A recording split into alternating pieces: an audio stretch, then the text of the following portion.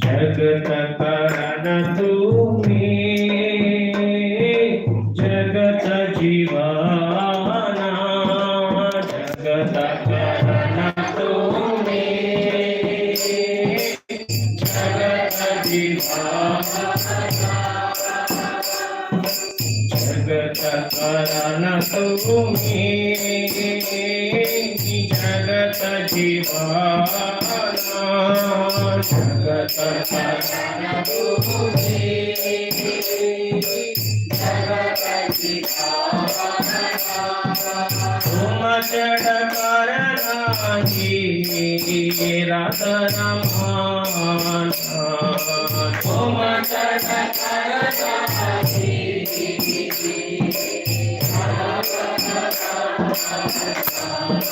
तुम जड़ कर नाही राधा रमाना तुम जड़ कर नाही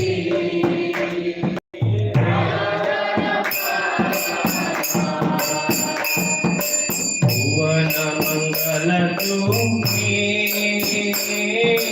भुवन भक्ति भुवन मंगल तुम्ही भुवन भक्ति भुवन मंगल तुम्ही भुवन भक्ति भुवन मंगल तुम्ही भुवन भक्ति तुम्ही उपेक्षिले नाथा ती হইতে জাতি তুমি উপেক্ষিলে নাথা ती হইতে জাতি তুমি উপেক্ষিলে নাথা ती হইবে জাতি তুমি উপেক্ষিলে নাথা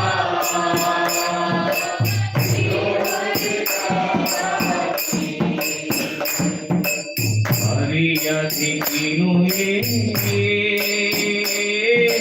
जगत मझारे हरियति किनुए जगत मझारे हरिनुखे किनुए जगत मझारे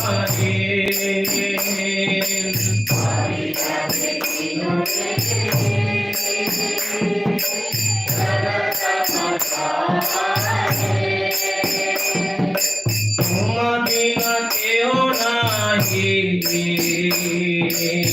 दासे उद्धारे तुम बिना केओ नाही दासे उद्धारे तुम बिना कोहे नाही दासे उद्धारे तुम बिना केओ नाही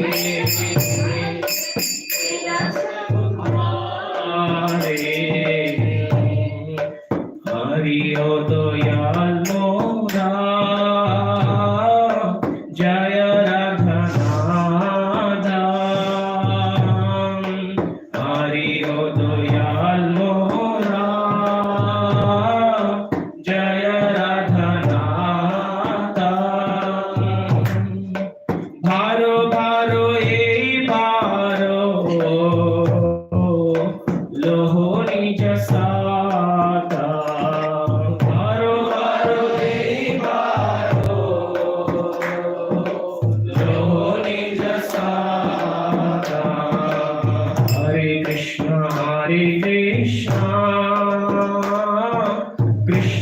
Krishna Hare Hare Hare Rama Rama Rama Hare Hare Hare Krishna Krishna Krishna Hare Hare Hare Rama Hare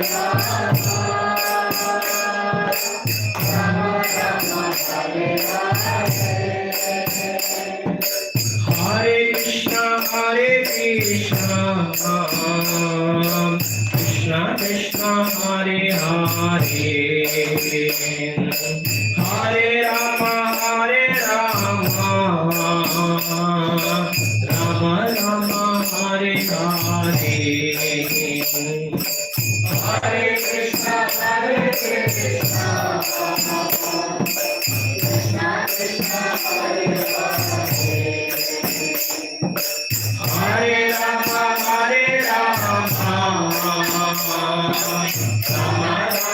Hare Hari Dayal Moha Jaya Radhanatha Hari Dayal Moha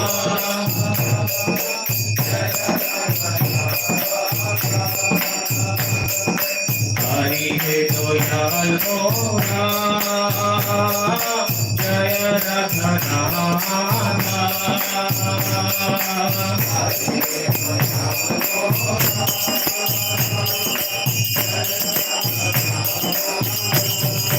Haro Haro Ei Haro Lori Jata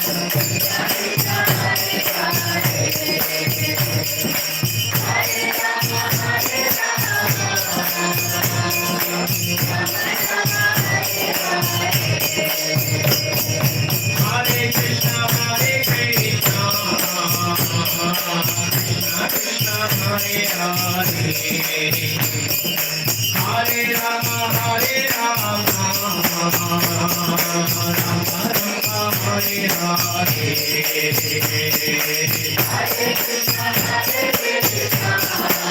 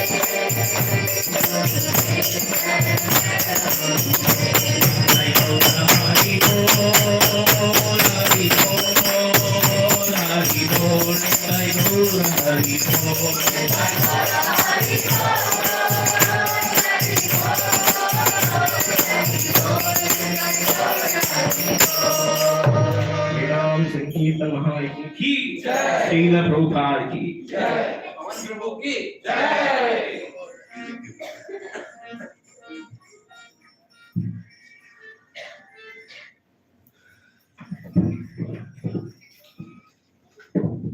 Hare Krishna.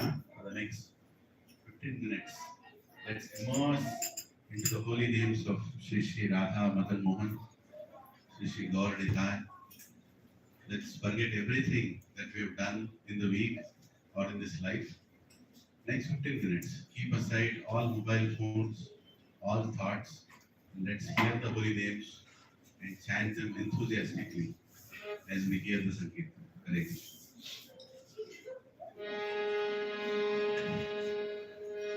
Hare Krishna.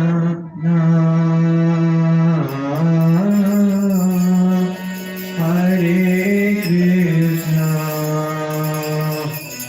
Hare Krishna, Krishna Krishna, Hare Hare, Hare Rama, Hare Rama, Rama Rama,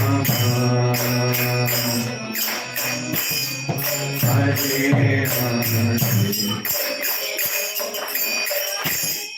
Hare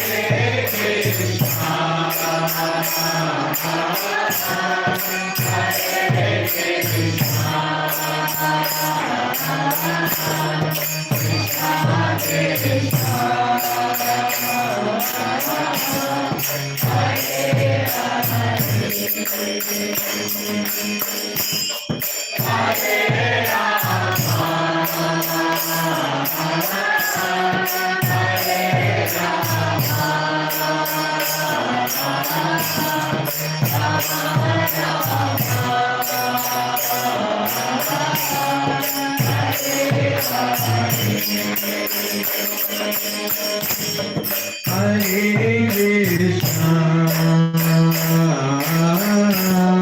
Hare Krishna, Krishna Krishna, Hare Hare, Hare Rama, Hare Rama, Rama Rama, Hare Hare.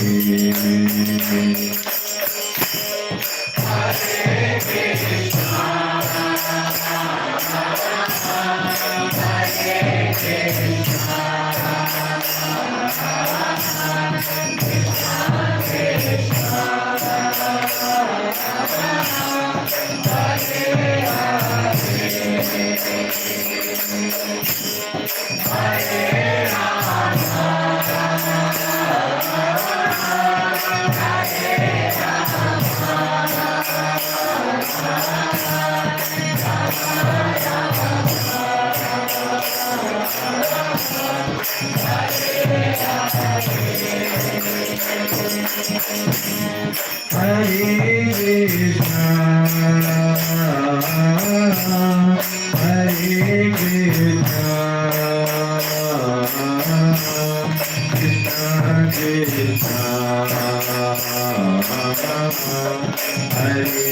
Hare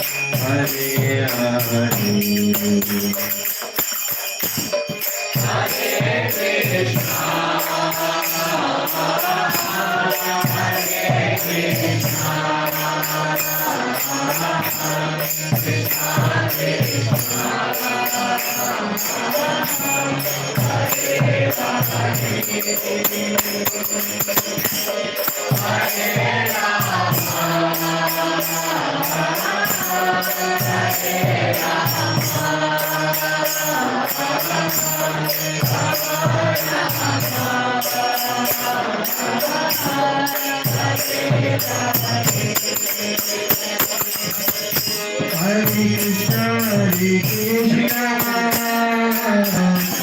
Krishna Krishna, Hare Hare,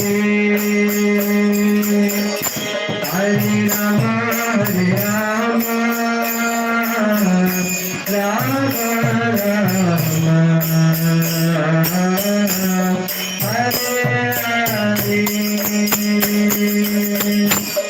Hare Krishna, Hare Krishna, Krishna Krishna, Hare Hare, Hare Rama, Hare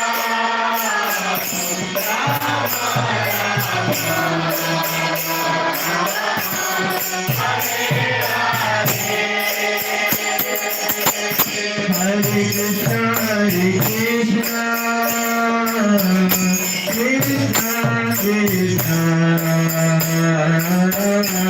Hare Hare, Hare Rama, Hare Rama, Rama Rama, Hare Hare.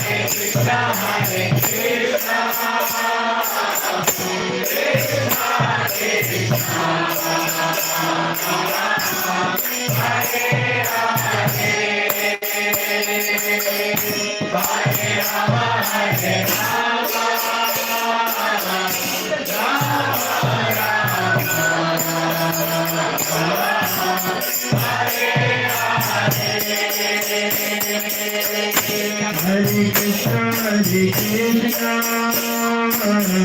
Krishna Krishna, Hare Hare, Hare Rama, Hare Rama, Rama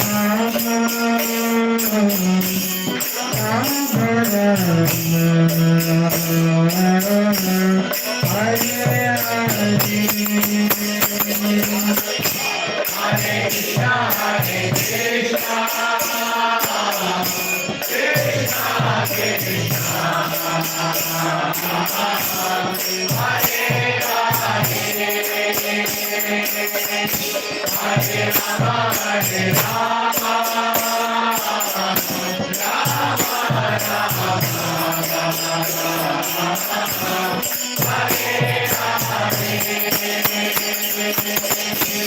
Hare Krishna, Hare Krishna,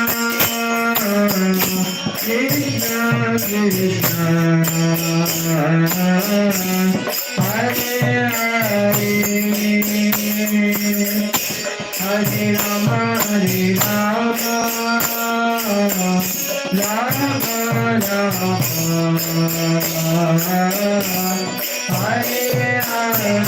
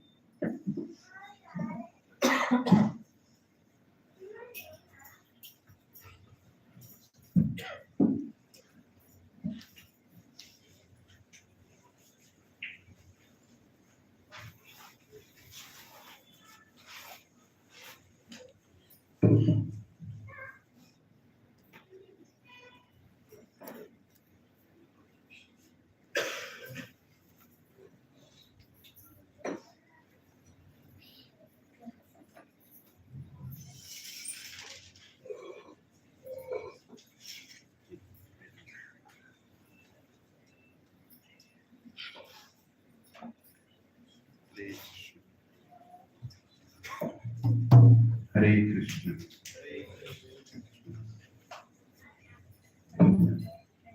Happens.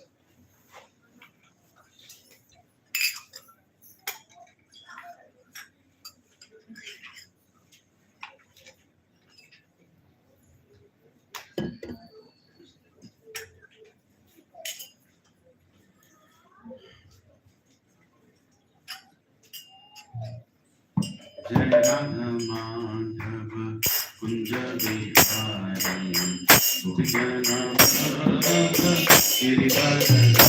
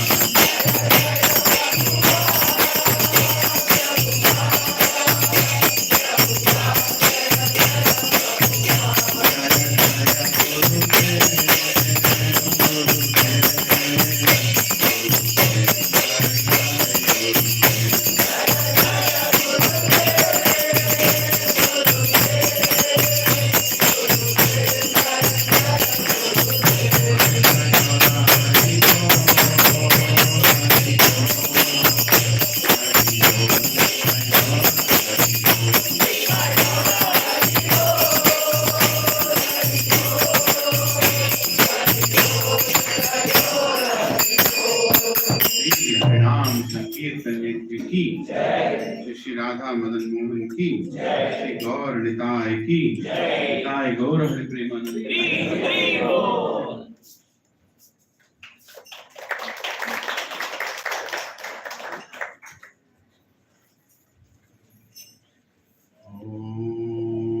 ज्ञानतिमिरान्धस्य ज्ञानाञ्जनशलाकया चक्षुरुन्मिलितं येन तस्मै श्रीगुरवे नमः। श्रीचैतन्यमनोभीष्टं स्थापितं येन भूतले स्वयं रूपा कदा मह्यं ददाति स्वपदान्तिकम्।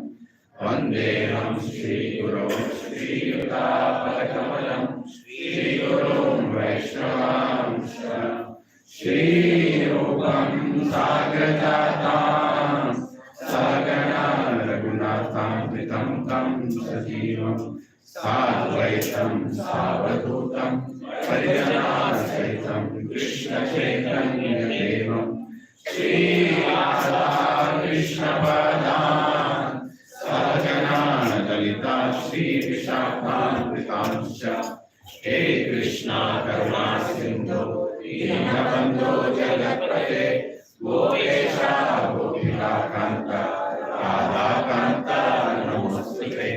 तप्त काञ्चना गौराङ्गी राधे वृन्दावनेश्वरी वृषभानुसुते देवी प्रणमामि हरिप्रिये। वाञ्छाकल्पतरुभ्यश्च कृपा सिन्धुभ्यैव च पतितानां पावनेभ्यो वैष्णवेभ्यो नमो नमः। जय श्री कृष्ण चैतन्य प्रभु नित्यानंद श्री अद्वैत गदाधर श्रीवासादि गौर भक्तवृंद। हरे कृष्णा कृष्णा कृष्णा हरे हरे हरे राम राम राम हरे हरे। ओम नमो भगवते वासुदेवाय। ओम नमो भगवते वासुदेवाय। ओम नमो भगवते वासुदेवाय। ओम नमो भगवते वासुदेवाय। ओम नमो भगवते वासुदेवाय। ओम नमो भगवते वासुदेवाय। नारायणं नमस्कृत्य नरं चैव नरोत्तमं देवीं सरस्वतीं व्यासं ततो जयमुदीरये। नष्टप्रायेषु अभद्रेषु नित्यं भागवत सेवया भगवती उत्तमश्लोके भक्तिर्भवति नैष्टिकी। कृष्णाय वासुदेवाय देवकी नंदनाय च नंदगोपकुमाराय गोविन्दाय नमो नमः। नमः पंकजनाभाय नमः पंकजमालिने नमः पंकजनेत्राय नमस्ते पंकजांग्रे नमो महावदन्याय कृष्ण प्रेम प्रदायते कृष्णाय कृष्ण चैतन्य नामिने गौरद्विषे नमः। नमो ब्राह्मण्याय देवाय गौ ब्राह्मणाहिताय च जगद्दिताय कृष्णाय गोविन्दाय नमो नमः। नमः ओम विष्णुपदाय कृष्ण पृष्ठाय भूतले कृष्ण कृष्णाय भूतले श्रीमते भक्ति वेदांत श्रीमते भक्ति वेदांत स्वामी निति नामिने स्वामी निति नामिने नमस्ते सरस्वती देवे नमस्ते सरस्वती देवे गौरवाणी प्रचारिणे गौरवाणी प्रचारिणे निर्विशेष शून्यवादी निर्विशेष शून्यवादी पाश्चात्य देश तारिणे पाश्चात्य देश तारिणे जय श्री कृष्ण चैतन्य जय श्री कृष्ण चैतन्य प्रभो नित्यानंद प्रभु नित्यानंद श्री अद्वैत गदाधर श्री अद्वैत गदाधर श्रीवासादि गौर भक्त वृंद श्रीवासादि गौर भक्त वृंद हरे कृष्णा हरे कृष्णा हरे कृष्णा कृष्णा कृष्णा हरे हरे कृष्णा कृष्णा हरे हरे हरे राम हरे Ram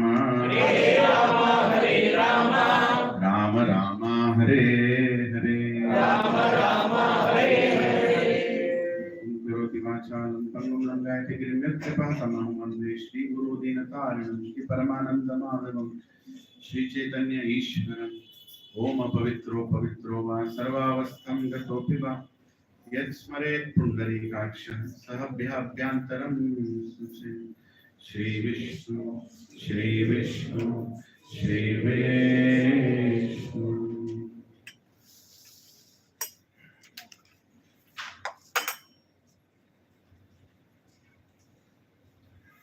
Hare Krishna. Welcome everybody to Bhakti Center. Today we are discussing a topic, where is Krishna in my life? In relation to that, we are going to discuss two verses, Canto 10, 14th chapter, 8th verse. Very famous verse. Many devotees, especially who spend some time in Krishna consciousness, would have definitely read this verse multiple times. Tattenukampam susamikshamaano Tattenukampam susamikshamaano Kunjana evatmakritam vipakam Kunjana evatmakritam vipakam Ridvat vipubhir vidadam namaste Ridvat vipubhir vidadam namaste Jivetayo mukti pade sadayabha Jivetayo mukti pade sadayabha Anybody wants to repeat? You have the mic, you can pass it on. 3 Prabhujis, 3 Matajis. I'll just be back. Just go to the restroom. तत्तेनुकंपं सुसमीक्ष्यमानो भुञ्जानयेवात्मकृतं विपाकम् विद्वागुबहुभिर्विदधन् नमस्ते जीवेतयो मुक्तिपदे सदयावत्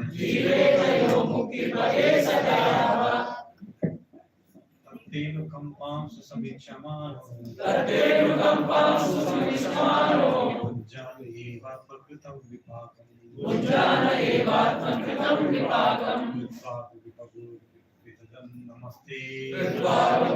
Vidadam namaste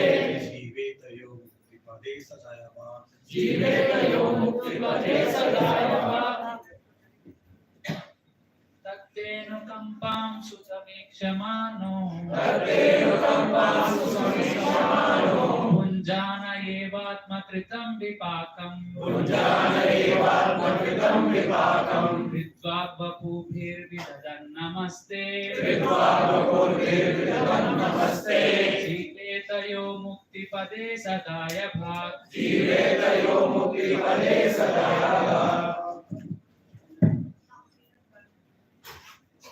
Tattenukampam susamikshamaano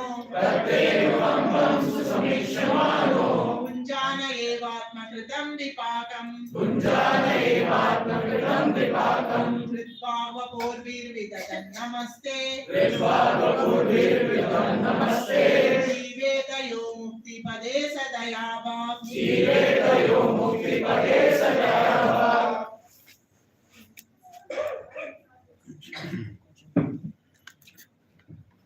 तत्ते तु कम्पं सुसमीक्षमाणो तत्ते अनुकम्पं सुसमीक्षमाणो भुञ्जान एवात्मकृतं विपाकम् भुञ्जान एवात्मकृतं विपाकम् कृत्वावपूर्भिर्विदधान् नमस्ते कृत्वावपूर्वीर्विदधान् नमस्ते जीवेतयो मुक्तिपदे सदयाभाव जीवेतयो मुक्तिपदे सदयाभाव Anybody else?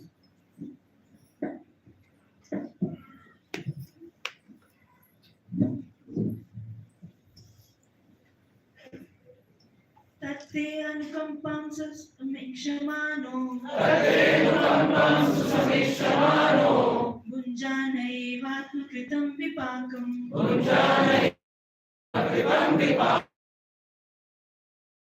विदधान्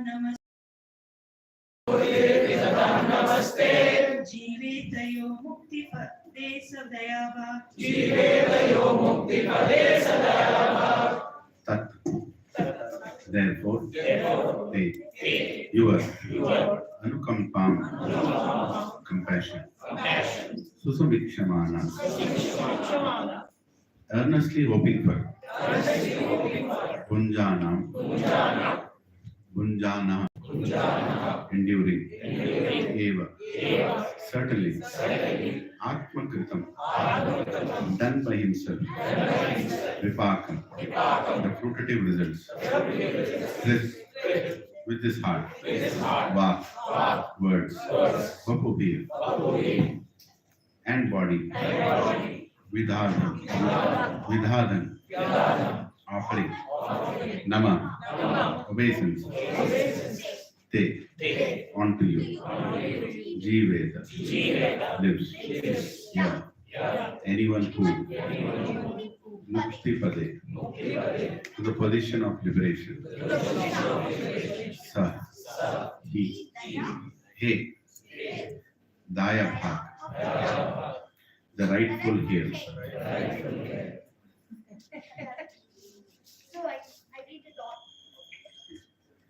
Translation and purport by His Divine Grace A.C. Bhaktivedanta Swami Srila Prabhupada ki.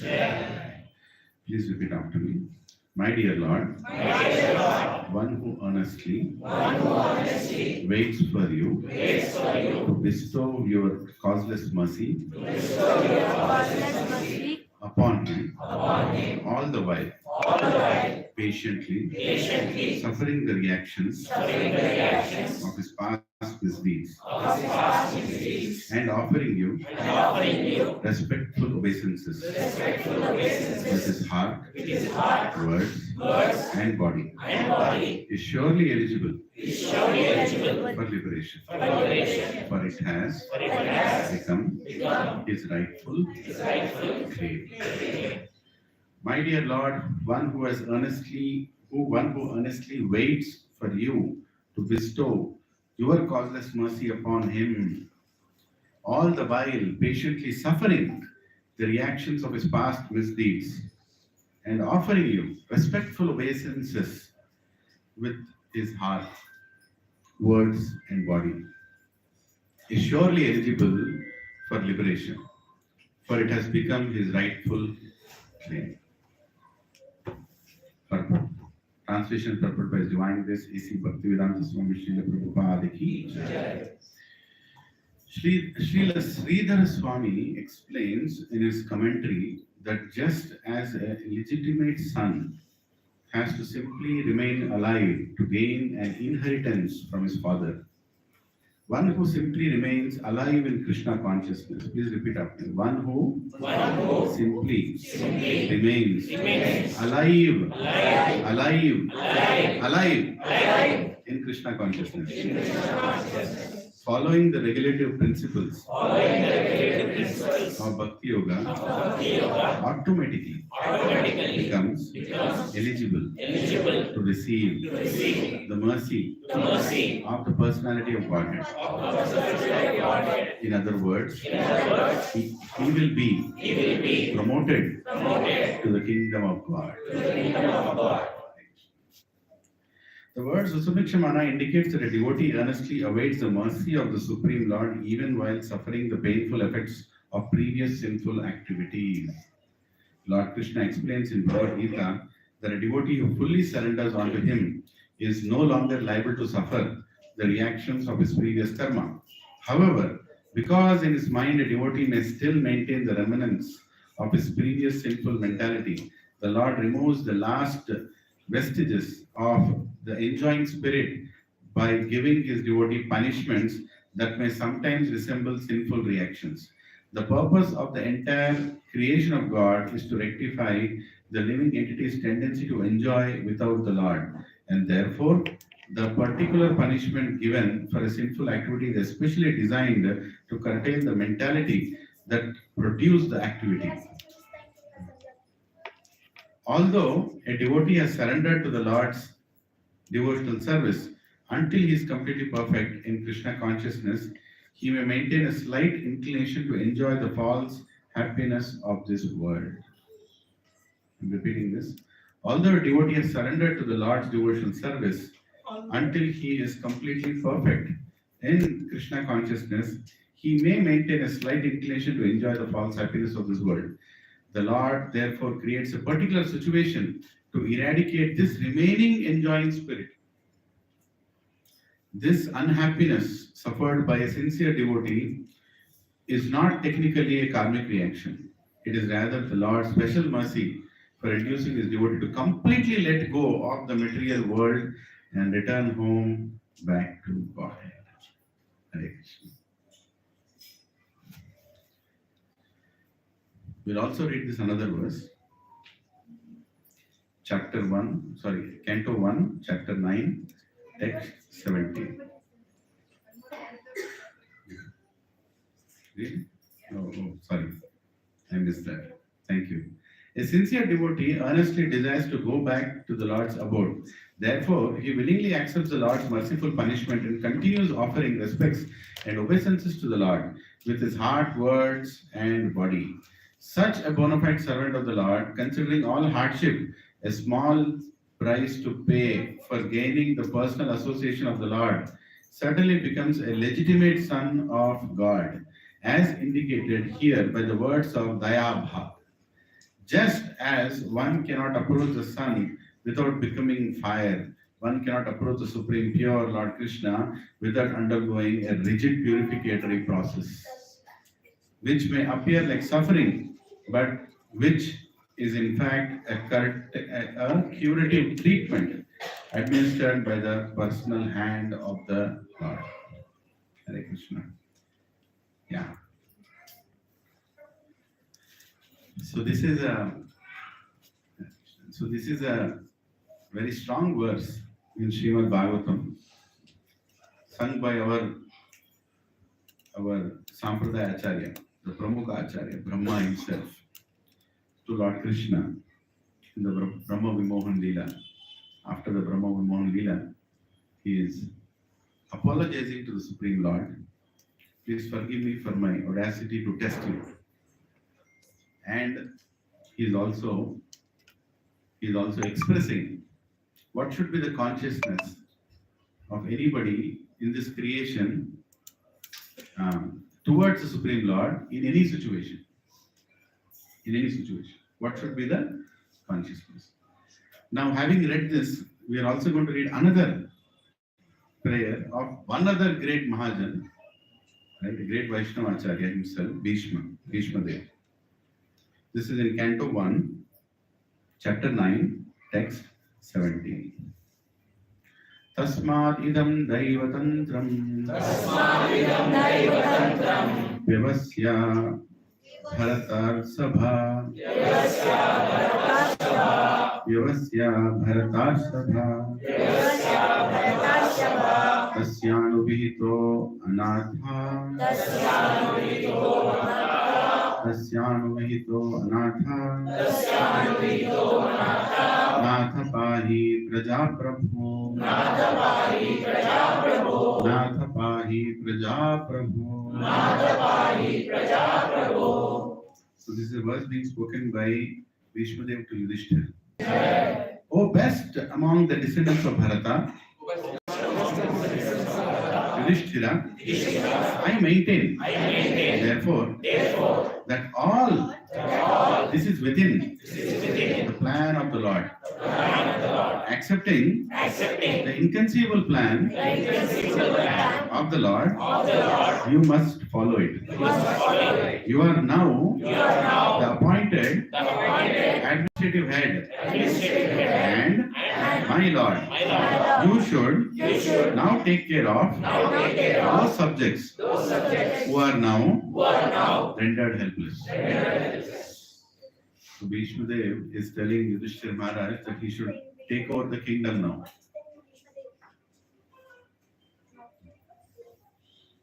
So he's telling Yudhishthira Maharaj, the whole war happened, Dharma Sansthapanaya Thaya, Sambhavami Yogi Yogi, all that happened, Dharma is established. Now you have to take over the kingdom.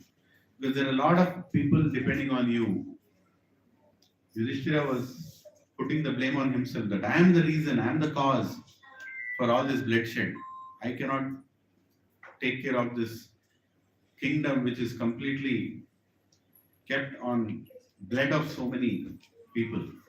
Good and bad people, doesn't matter. Because Yudhishthira was a Vaishnava himself.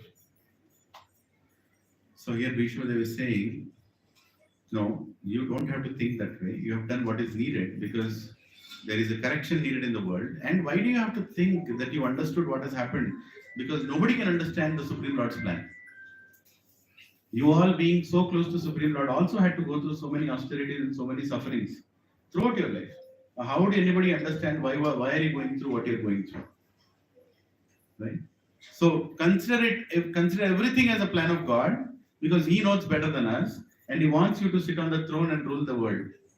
So do it as a service. Purport. The popular saying is that a housewife teaches the daughter-in-law by teaching the daughter. The popular saying is that a housewife teaches the daughter-in-law by teaching the daughter. You all heard this? When a new daughter-in-law comes to the house, instead of telling her how to live in this house, what is the culture of the house, she brings her daughter and she tells her, sleep at 6 o'clock. She's like, I am already in the house. I am already sleeping at 6 o'clock. Why are you telling me? Because she's not telling her, indirectly she's telling the daughter-in-law that whichever house you came from, we sleep at 6 o'clock here. Right? So that's a very good way of explaining the daughter-in-law how to be in this new family with the new culture without telling her directly, indirectly. So here also, Bhagavad Gita is also being spoken not to Arjuna, to all of us. Krishna is speaking to Arjuna just like a mother is speaking to the daughter, and message is going passed on to the daughter-in-law. We are all the daughter-in-laws in a way. Right? Similarly, the Lord teaches the world by teaching the devotee. The devotee does not have to learn anything new from the Lord because the Lord teaches the sincere devotee always from within. Whenever, therefore, a show is made to teach the devotee, as in the case of the teachings of Bhagavad Gita, it is for teaching the less intelligent men. A devotee's duty, therefore, is to ungrudgingly accept tribulations from the Lord as a benediction. The Pandavas were advised by Bhishma Deva to accept the responsibility of administration without hesitation. The poor subjects were without protection due to the battle of Kurukshetra, and they were awaiting the assumption of power by Maharaj Yudhishthira. A pure devotee of the Lord accepts tribulations as favors from the Lord. Please repeat after me. A pure devotee of the Lord accepts tribulations as favors from the Lord. Since the Lord is absolute, there is no mundane difference between the two. Between what? Between what? Between happiness and distress. Yeah. I'm not missing Ramesh Prabhu today. He's not in good health. So let's pray for him, enthusiastic devotee. So, Atras Pashastu Konteya, Sitosha Sukha Dukkala, Agama Payanatya, Stam Stiksha Bharata. So, tolerating happiness and distress. I never understood what does it mean to tolerate happiness. I don't know how many of you understood. It took some time for me, and still it is so difficult for me to accept that I have to tolerate happiness. Come on, why should I tolerate happiness? When I'm happy, I'm happy. I should enjoy, I should party, I should tell the whole world that everything is going good for me. What is the problem? Until I read the purport of Matras Pashastu Kunteya Sitosha Sukha Dukkala, where beautifully Prabhupada is explaining, and rather Lord Krishna is explaining Arjuna, that if you don't have the heart to accept happiness with a pinch of salt, or accept happiness with regulation, or accept happiness as a temporary phenomenon, you will not have the courage to accept misery as a temporary phenomenon. You cannot. So if somebody is celebrating a lot, then it also means he's going to cry a lot. He has the highest capacity to cry. And if somebody is crying a lot, that means he has the highest capacity to celebrate also. So accepting success in this material world is part of life as much as accepting failure is. Right?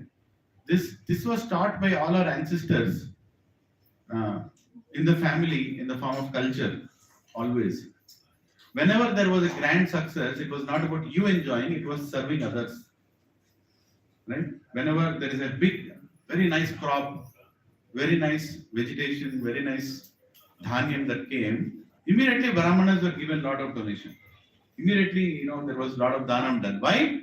Because the success has to be celebrated through sacrifice, not through accumulation. Today's problem is, we want to accumulate when there is success. And there is money, push it to the bank account, FD, fixed deposit, fixed deposit, fixed deposit. Or property, real estate, whatever. Then what happens? When the money is not there, you will feel that much more double time miserable to take away the money from the fixed deposits. Or to sell those properties, to accept that failure is also part of life. But in earlier days, even when there is success, even there is failure, people did not eat more than what they normally eat. People did not go around what normally they would go around. Their life was very regulated. Vacation means, even 20, 30 years back, LTC. I don't know if you heard this word anywhere. Yes. That is a vacation time. My father would take me on a LTC. He took me to Kerala. I still remember. And LTC trip means a fixed one trip in a year. Government gives you the train tickets, and we go with that. That's vacation. And the vacation is awaited, appreciated, and valued. And in school, I used to tell my friends, I'm going on LTC. Where are you going? Father is taking LTC. I don't know what is LTC. But LTC was a popular word in those days. We used to await that vacation, and there was a lot of value towards it because it was rightly utilized. Today, there is no value to vacation, even if people are going vacation every month. There is no happiness in that. People are frustrated more in vacation, after vacation, and before vacation. Right? Before vacation, they are frustrated that can I go to vacation? In vacation, they are frustrated that I have to come back from vacation. And after coming back from vacation, they are frustrated that I spent so much and never found any happiness. Right? And the more vacations, the less happiness. There's no meaning. People say, even in bhakti, sometimes, Okay, I have money, I'll go to Dham, I'll go Vrindavan, I'll go Mayapur, I'll go Jagannath, I'll go this, I'll go that, I'll go that. But when you go, how much are you absorbed? Right? People go to Kirtan Mela. They don't sit in Kirtan only. They don't sit in Kirtan. In 5 days of Kirtan Mela, sometimes many of them just sit for half an hour. In that half an hour also, they're thinking, okay, who will I find to chat? Somebody gets, I'll go. Then I have to do Kam Darshan also. You went for Kirtan Mela, sit. You cannot sit in Kirtan Mela. You cannot. God will not allow you to sit in Kirtan Mela. You will go to Kirtan Mela, you will not sit in Kirtan Mela. Sitting in Kirtan Mela needs love for Krishna. How can you hear the names of Krishna if you don't have love for Krishna? You can fake around saying, I'm not to Kirtan Mela. I'll go to Parikrama of Govardhan. If your spiritual life is not that nice, what Parikrama of Govardhan you will do? There is no difference between Parikrama of Govardhan or Parikrama of Gachibowli. There is no difference. Because while you are walking, what are you looking at?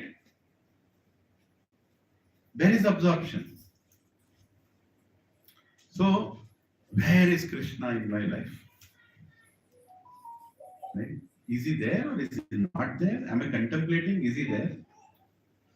Or am superficially leading a spiritual life, assuming that he is there, or faking around to people that he is there? Am I faking it to myself? Am I cheating myself? That is the biggest question we have to ask ourselves. And this question should be asked until our death by every devotee. Because I'm sitting on the Vyasa and don't think I'm asking this question to myself. Every day I have to ask. Where is Krishna in my life? Is he there or is he not there? My behavior, my priorities, my perspectives, is Krishna really there? Or I've just worn a shirt now which says Hare Krishna on top of it. That's it. Everything else is same inside. I just wore a shirt, like this dhoti kurta. After I go to the house, I throw this dhoti kurta as if it is the most abused object on the planet.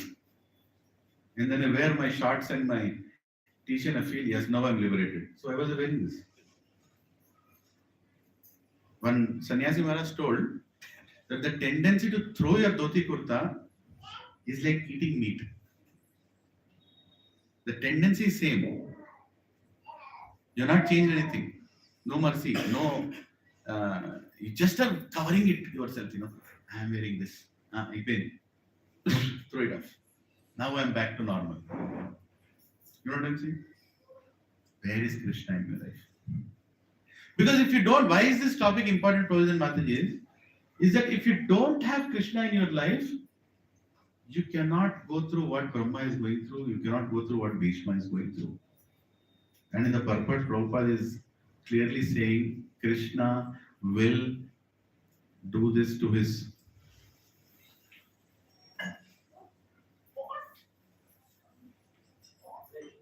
Prabhuji, Hare Krishna, Dandavad, what a surprise. Prabhuji, please join me here. I want you to share more on this verse. No.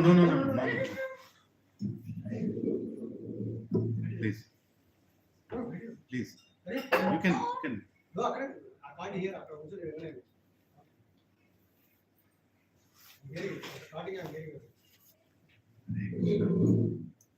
This was completely unplanned.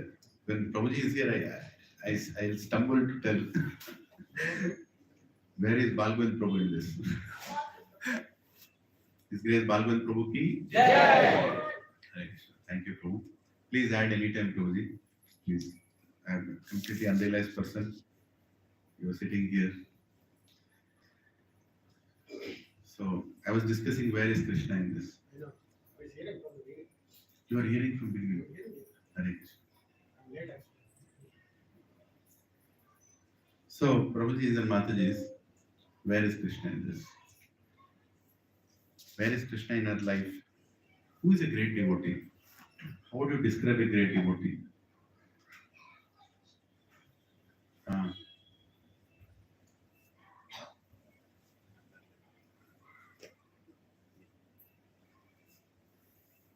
One who follows the path.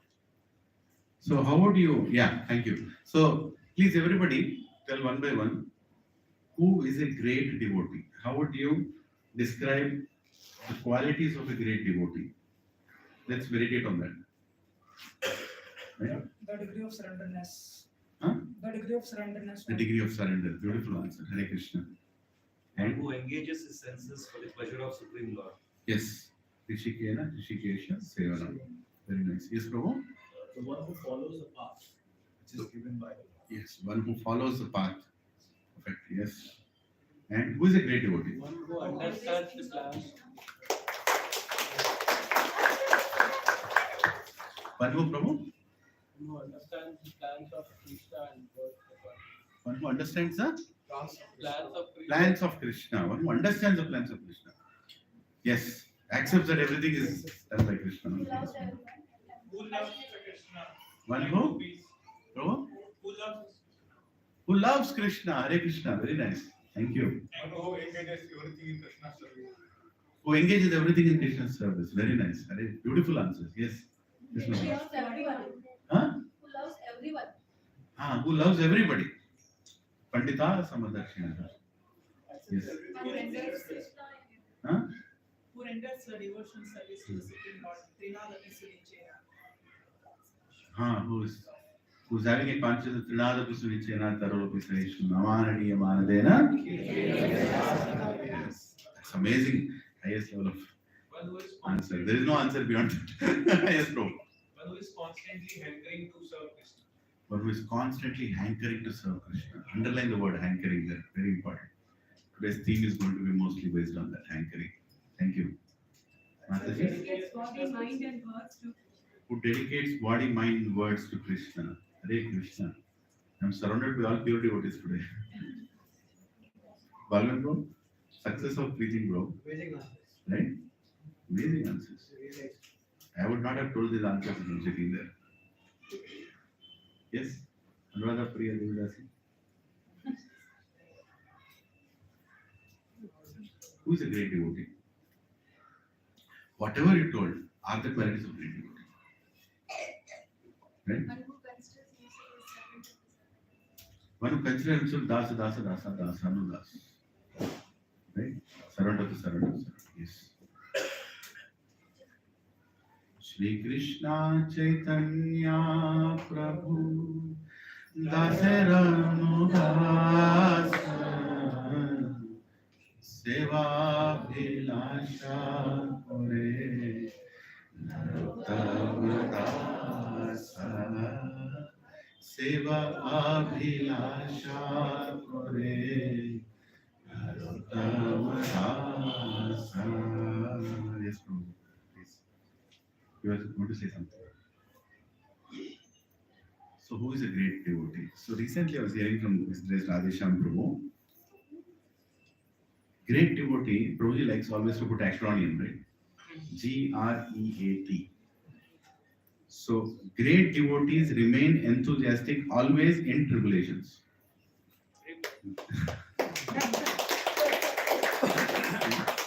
They all like it, right? Is this Radhesham Prabhu ki? And Radhesham Prabhu is coming here on 20th. He's going to be here. Very good. Thank you. Yeah. Great, G for great devotees. R, remain. E, enthusiastic. A, always. Always even in. T for tribulation. Right? So great devotees always remain enthusiastic even in tribulation. Actually, that is a test, Prabhu. That is a test of our devotional life. How are we reacting to tribulations in life? That is when you'll know. You're chanting, you're going to Mayapur, you did Govardhan Parikramanas, you had a, what is that? You have constructed a temple for Prabhupada. When everything is going on good, Prabhu, Bhakti is very simple, very happy, jolly. Nitai Gaur Premanande. But when something wrong happens, what is the name? Mercy, Hari Bol. Yeah. All Please. food is like, then I take this moment, all the same as food is like. Right. Then So, tribulations and humility. I was reading Chaitanya Charitamrita,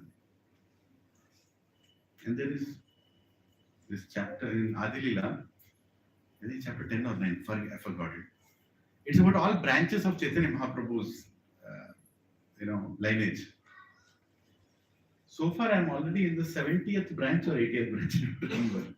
I thought there are only few branches: Nityananda Prabhu, Advaita Acharya, Srivas Pandit, and maybe Damodar, Swarup Damodar Goswami, Rupa Goswami, Sanatana Goswami. I'm counting and counting and counting and counting and counting. It's going to 50, 51, 52, 53, 53. I'm already in 70s, and there are still another, another 40 verses left. And I'm like, I want the chapter to get over. It's not getting over only. Last Saturday, I read 4 hours. Still it is going on. And Prabhupada is becoming ecstatic at each verse, explaining the greatness of the devotee.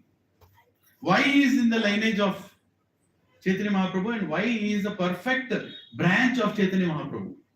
The devotee, Srila Prabhupada, is getting ecstatic to talk about a devotee. And the whole chapter is about Prabhupada's ecstasy. And I'm sure if Prabhupada would have wanted, he would have made 10 books out of that one chapter. So one of the instances, Prabhupada talks about this devotee named Saranga Dasa. A very simple Vaishnava sitting on the banks of Ganges, of Ganga in Mayapur, and the only thing he does is he chants. He does his Sandhya and he chants. And Chaitanya Mahaprabhu loves him a lot. And the whole Navadvip is looking at him.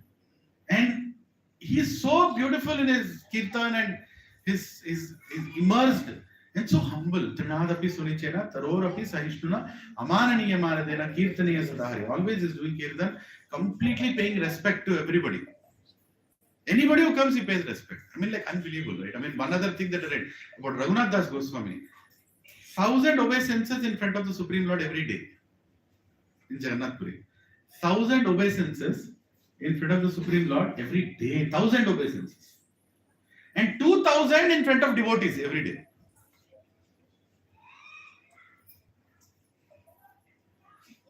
Somebody wants to try this? I'm sure ambulance will come and take it from you. Software engineers definitely don't do that. And senior software engineers don't even think about it. Architects will die. Right? So Saranga Dasa is such a simple Vaishnava who is not known, spoken about, but the local people so much in love with him. And Navadvip Vasis feel that he should initiate. You should initiate now. It's time. You should initiate. Because this kind of love you are having, you should give it for the next generation. You should give it. Give the love. And Saranga Dasa feels that, no, I'm not qualified to initiate anyone. I don't want to initiate anyone. I barely have love for Lord Chaitanya Mahaprabhu. I am sitting here, I am struggling with my own consciousness. He's so humble and so living in himself. God-centric looks like self-centric. He's not self-centric, he's so much God-centric. Right? So much living in himself. And then looking at his situation, Mahaprabhu comes in his dream and says, initiate. So initiate. And Saranga Dasa gets up in the morning and see, a devotee who doesn't want any honor and respect for himself, but when God is telling him to serve, that's a service. Now there is no more question of saying, I will not initiate. And the same person gets up in the morning, I want to initiate now. Now I want to initiate. And he goes to the Ganga to do his Sandhya in the morning, because that's how he starts his day, and he wants to initiate immediately. How can you understand the art of a devotee? He wants to initiate. He's looking, who is that person? First person I'll see, I'll initiate. Just imagine. First person I'll see today morning, I'll initiate. And he does the Sandhya and he sees a dead body is going in the Ganga. He said, oh Mahaprabhu, I got somebody to initiate. He swims and barely touches the body with his leg because it's going, it's a stream. And he touches the dead body, floating, rotten dead body, floating in the Ganga with his feet. And look at the mercy of Chaitanya Mahaprabhu. That dead body gets life. The dead body gets up in the water. Like, Hare Krishna, Krishna Krishna, Hare, Hare Ram, Ram, Hare. And he names that personality Thakura Murari, the dead body. He initiated. Thakura Murari is the next lineage of Chaitanya Mahaprabhu through Saranadas. How do you understand this? Right? Prabhu, the amount of absorption, the sampradaya that we are all representing or we are aspiring to represent is very high. The gurus that we are seeing in our life, recently Bhakti Vaishnava, Bhakti Ashray Vaishnava Swami Maharaj, he's in that sampradaya. They are all great Vaishnavas. The devotees are coming here. There's Gauranga Darshan Prabhu, Radhesham Prabhu, Keshavanand Prabhu. We are not dealing with ordinary people. Let's be very, very clear about this. We are dealing with great Vaishnavas who are coming in that disciplinic succession. Right? Who are Krishna, who are completely absorbed in Krishna.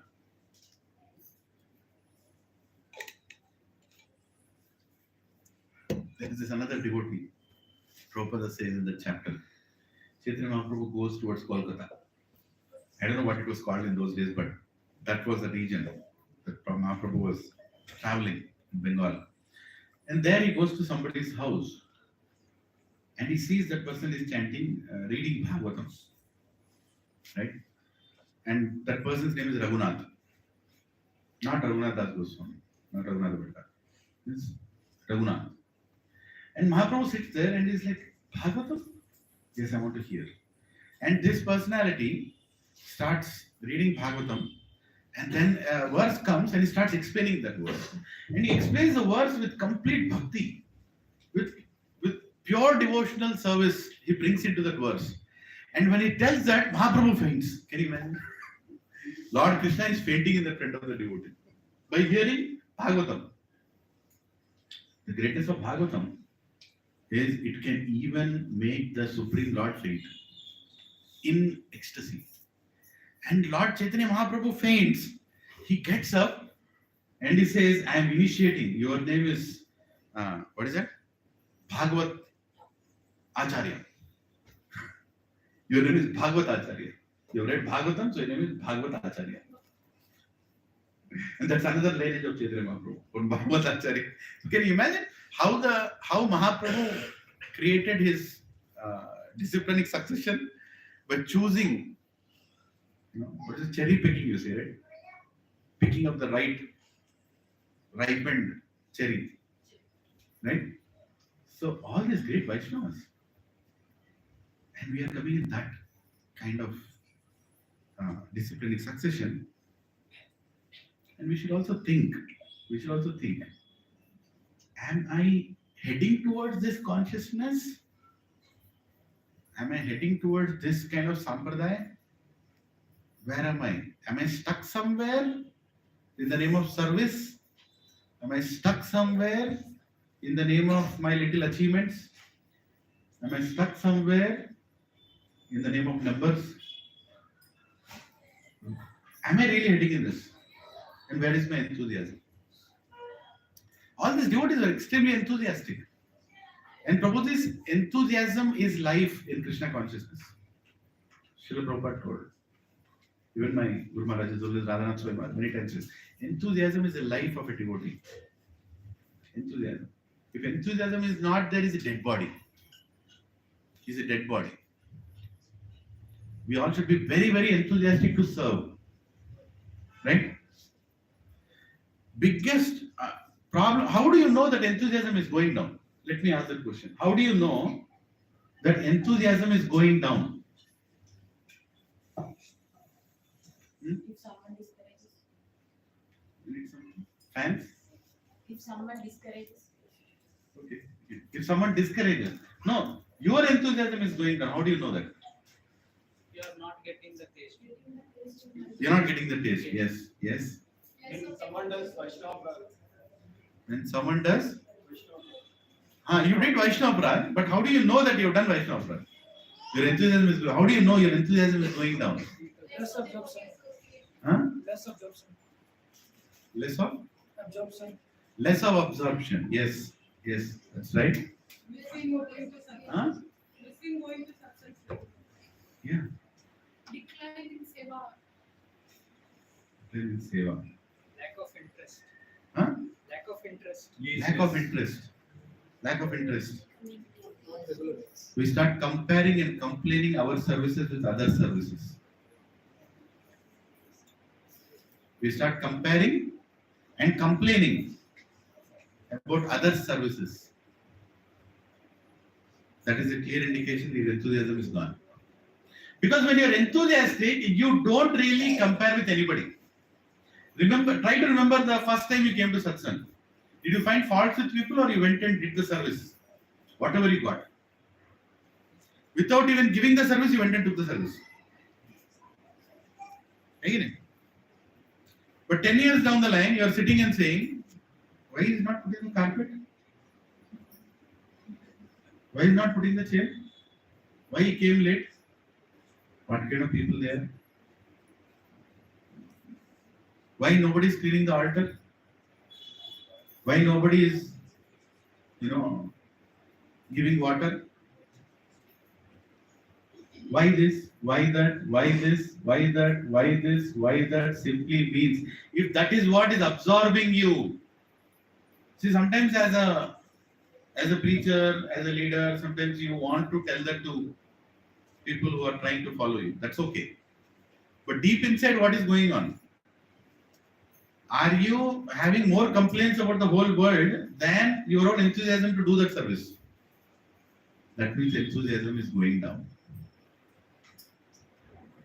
Very dangerous, Prabhu. It's so subtle, right? Fall down is so subtle. Don't think fall down is like you fall from this balcony. You go to that balcony, you fall, you'll feel the gross feeling also. You feel that you've fallen down. वो थोड़ा knee पे चोट लगेगा, हाथ पे चोट लगेगा, right? दो दांत निकलेगा. You don't need to tell. I have fallen down. Anybody look at it. You fell down, right? You tell. Fall down in a gross sense is very easy to find. But fall down in spiritual life is very difficult to find. The funniest part is when you don't know that you have fallen down. When you don't know. But Krishna knows. Guru knows. Satsang. There you will know. Nobody else. If you don't go to satsang, who will tell you this? See, there are some devotees who did not come to satsang today. Right? Except health reason, bodily health reason, no other reason is acceptable. Because what if you die today? What consciousness are you leaving the body? Right? These are lifeline, Baba.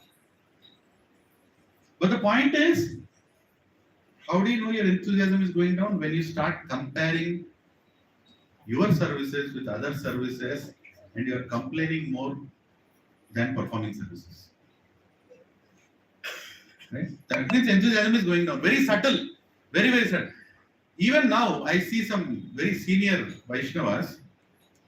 We should learn from them. They say that you should do menial services sometimes. You don't go and tell somebody, you do. This whole discussion is not to say, see, Prabhuji told, just spirituality at the end of the day is more individual. Right? Very individual. What is my situation? Let me fix my situation. Without judging anybody, without pushing anybody, let me fix my situation. Because that is the ultimate reason why we came here, right? Right? Like many times, Radhesham Prabhu, and I keep giving examples of Radhesham Prabhu more because he's the one who is very close to many of us who comes here. Such an elevated Vaishnava. you will never see him not serving prasadam. If he's there in that place, he'll run after the lecture, he'll stand there, he'll serve prasadam. He will do that. Not trying to show off. He likes to be in that situation. You should put yourself in a very simple situation many times, even though you are a whatever you are. Right? So one way of finding out your enthusiasm is falling down when you start comparing. When you start comparing and complaining. Another way to find out is when the inner voice comes, I think I have done enough. This is the Brahmastra of all of it. Chala chesina ippudu. I think I have done enough. Now we should encourage others to do. I think I have done enough. Khatam. The classic example that you can take is the personality named Ghanasham Babaji in Vrindavan. When His Holiness Radhanand Swami Maharaj went and told, I will help your bucket because you are struggling to take the bucket from Yamuna to your mandir. I will help you to just take the bucket. Give me that bucket. And Ghanasham Baba, he doesn't understand English. He's only seeing a young boy, 19-year-old boy coming and saying, I'll help you with the bucket. He says, don't touch the bucket. This is my bucket. You might feel, his bucket, you're attached to a bucket. He's not attached to the bucket. He's attached to the water, the service that the bucket does. And he's taking the bucket 1 feet. How much time does it take for you to take the bucket 1 feet from Yamuna to the temple? And His Holiness Radhanand Swami Maharaj says, you can do more service in the temple if I take the bucket myself. I'll keep it there. Prabhu, you can do more service. No! Chodo. Ye mera seva hai. This is my seva. Don't take this away. When you don't have that feeling towards your seva, that means the part has started. As simple as it. Am I willing to do my seva? Right? Am I willing? Don't judge others. See, this whole exercise of mind, what will the mind tell? Roji correct cheppindu. Inti vedra chepta. Roji meek cheppindu. You hear this first. Passing it on to others is the next thing. How enthusiastic are you? Are you getting it? Is your enthusiasm going down? Are you getting the feeling, I think I have done enough? Right? 750 Bhagavatam sets. How many got the feeling? I think I have done enough.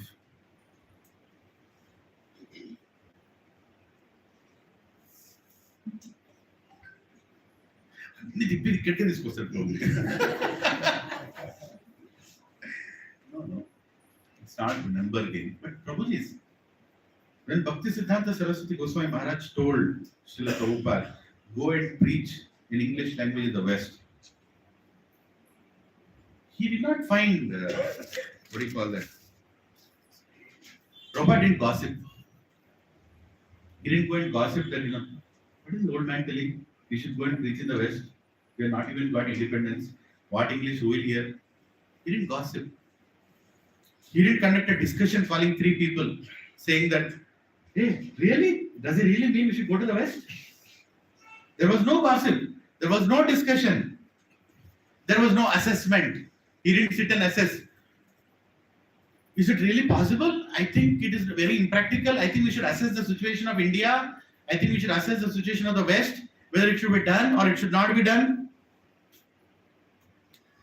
No gossip, no discussion, no assessment, only execution. And complete dependence on the mercy of Guru. And he did it. A.C. Bhaktivedanta Swami Srila Prabhupada, he did it. Because no gossip. There were many people to gossip. Huh? In that time, in Gaudiya, many others were not falling for this statement of Bhakti. It's not like Bhaktisiddhanta Saraswati Thakur Goswami Maharaj told this only to Srila Prabhupada. He told this to many people. Of course, he knew who was going to do it. A pure devotee can recognize a pure devotee. He knew that this Abhay Charan Day is going to do it. And he told this indirectly to many. Many of his assistants, don't disturb him. Many told, he's not joining the, no, don't disturb him. When the right time comes, he will do it. He'll come. Right? And he did it. But there was no gossip. Absorption. Enthusiasm. Enthusiasm means what? You don't give up. Prabhu Krishna is seeing that in us. Where is Krishna in our life? He is sitting in between that circle of enthusiasm. That's where he's sitting. Your enthusiasm is gone, your bhakti is gone. I been finished. How uncomfortable are you that we are not touching the 750 target? Keep your hand on your heart, close your eyes. 10 seconds. Tell the truth in front of Madan Mohan. Am I uncomfortable that we are not touching 750 target?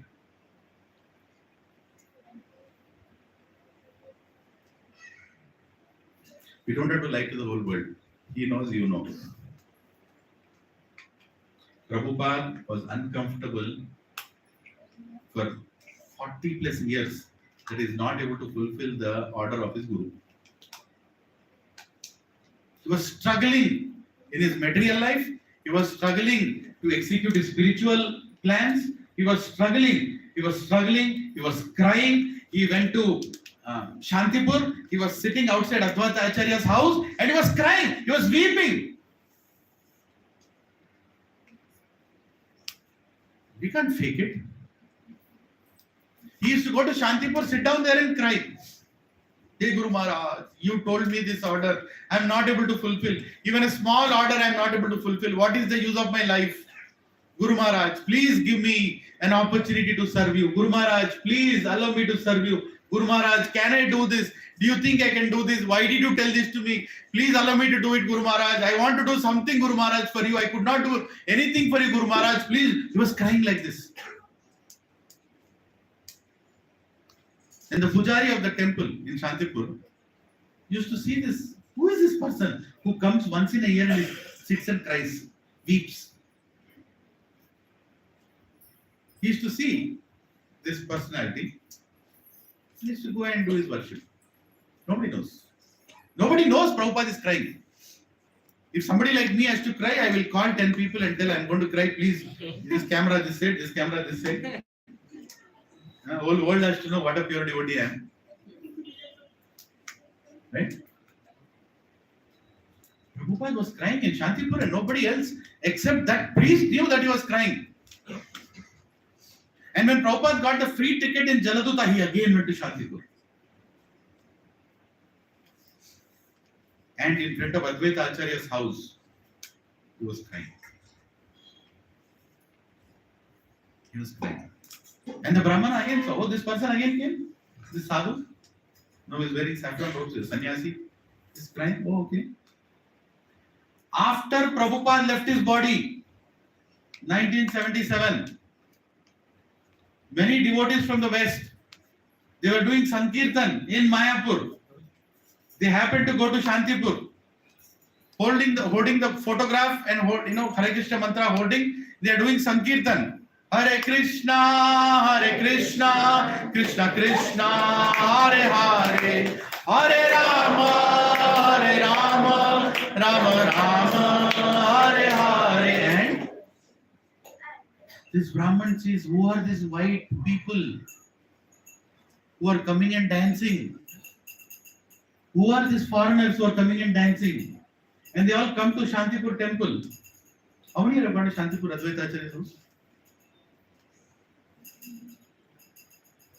Very close, actually. It's not too far from Mayapur. And the Brahmana goes and sees they're all chanting and dancing and in ecstasy. They're all so happy. And then he sees this photograph of this old person, A.C. Bhaktivedanta Swami Srila Prabhupada. And he tells them, why are you holding this person's picture?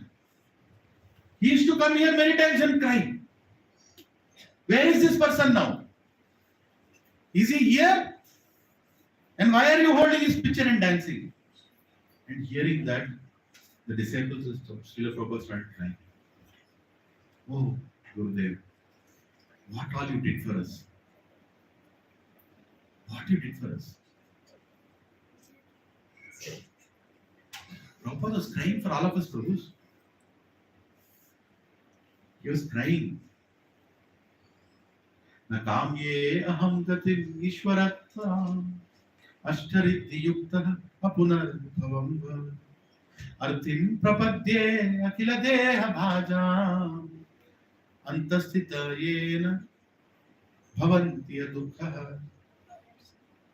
A pure devotee is such a person who doesn't care for punarjanma. A pure devotee is such a person who doesn't look for any siddhis. A pure devotee is such a person who cannot tolerate any even one person, akhila deha bhajam, in the whole planet. A pure devotee is such a person at the end of his life, antasthitaha. He is only asking for one thing, bhavanti adukha. I don't want to see even a single soul in misery in this material world. Oh Krishna, please use me as an instrument to deliver this world. And Prabhupada many times told, my whole Krishna consciousness is successful if I make one pure devotee. How can we understand the heart of a devotee, Prabhu? How can we understand the heart of a devotee? He only wanted to make one pure devotee, or rather be an instrument on the behalf of his Guru Maharaj to make one pure devotee. Right? He was weeping in front of the temple in Shantipur. Next time you all go to Mayapur, go to Shantipur. That is the place our Acharya, A.C. Bhaktivedanta Swami Srila Prabhupada, used to weep. How many of us have wept for service? I'm not asking you wept after getting the service.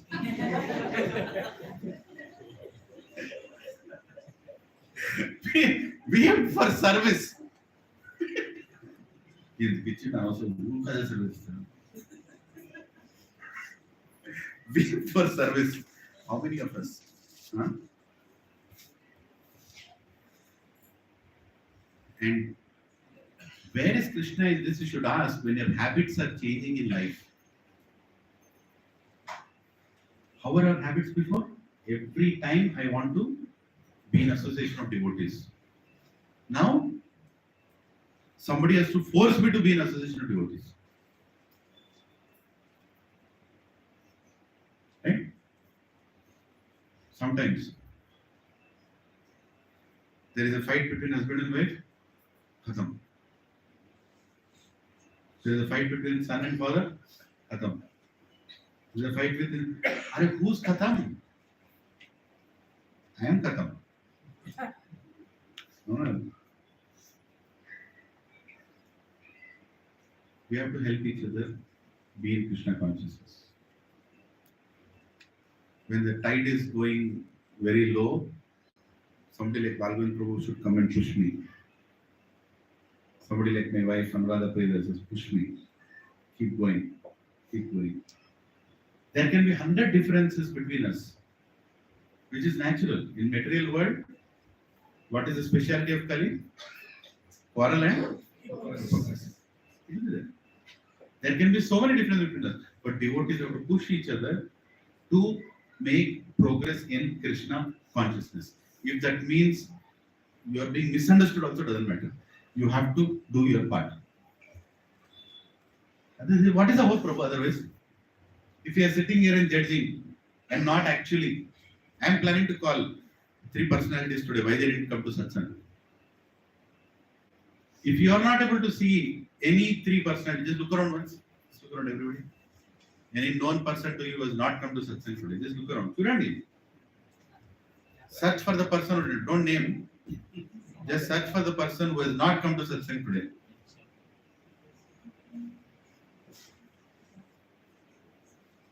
Call them. If you call, Jagannath will be really pleased. Call them. Let them receive 10 calls today. Each one. Promise you will call? Very good. 8:30. After dinner, call them. Prabhu, Endrale? Mati Endrale? Prabhu Endrale? Mati Endrale? Prabhu Endrale? Mati Endrale? నన్ను ఇంతమంది చూస్తున్నారా? నా face కి ఇంత value ఉందా? Right?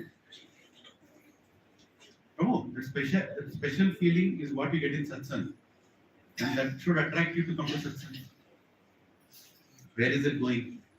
Last week I was telling, I don't want to repeat that the center is making me lose the personal touch with people. It's becoming like a commercial place. Come, sit, do the lecture and go. The personal relations are going down. I really feel this satsang in our houses was so nice. There is so much distance between Padma Mataji and Jyotsna Mataji right now. 4 people can sit there. You want to sit away from devotees. Earlier, you could sit between Pavan Prabhu and Raju Prabhu right now. You could sit.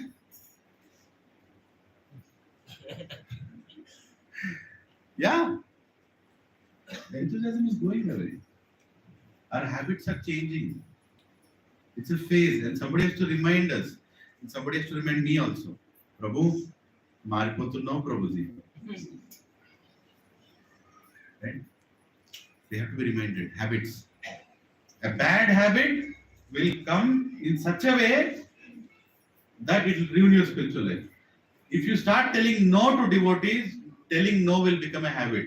If you start telling yes to devotees, telling yes will become a habit. Is that right, Balaji? Simple. Prabhuji, వస్తారా సత్సంగ్కి? Next week, Prabhuji. ఇప్పుడేం కాలే. Last week also I told this. Next week, Prabhuji వస్తారా sir? వస్తాను Prabhuji, మీరు పోలండి, నేను వెనకాల వస్తున్నాను. I'll come behind you.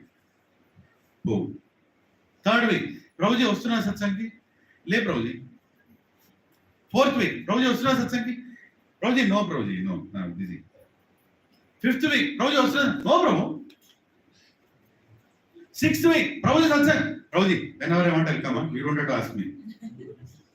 Seventh week, Prabhuji Asura satsang. I know when to go. You go.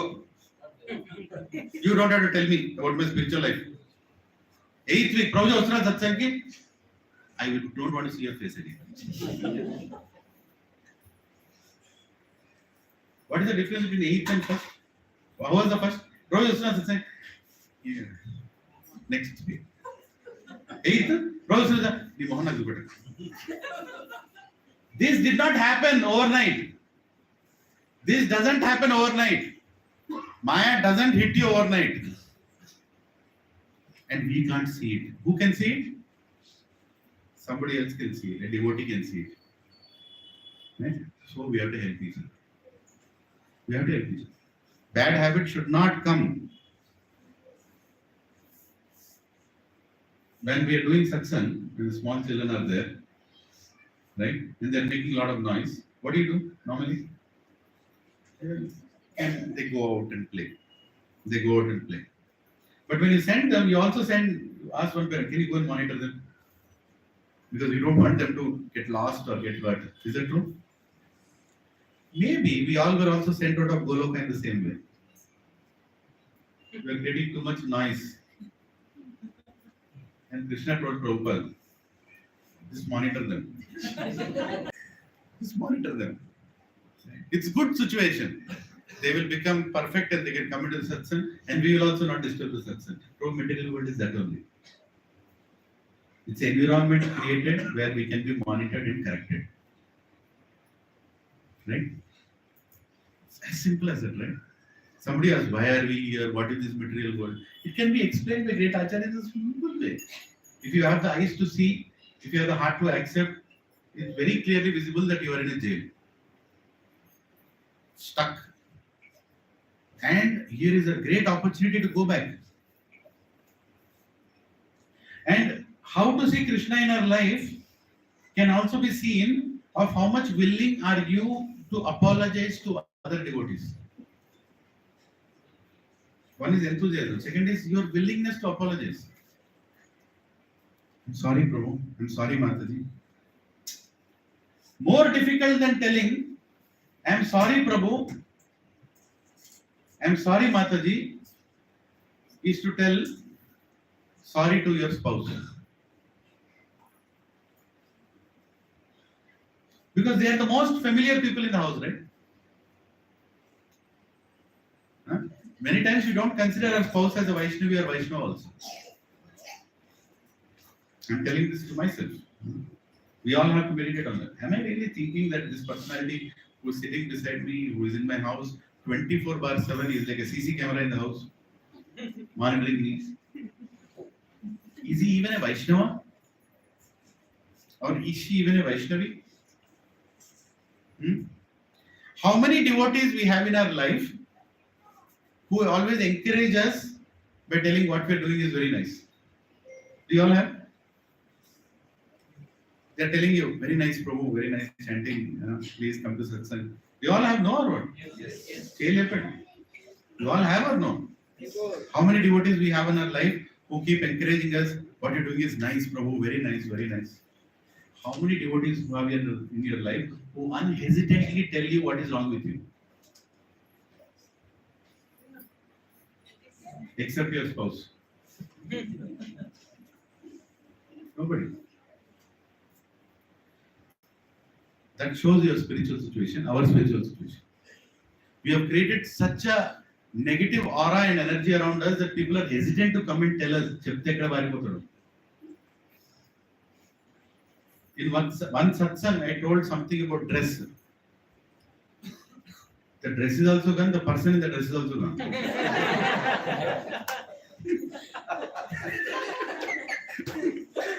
Then onwards, I'm very careful. I'll only speak out the person. With the dress, the person will come. Some dress. Yeah.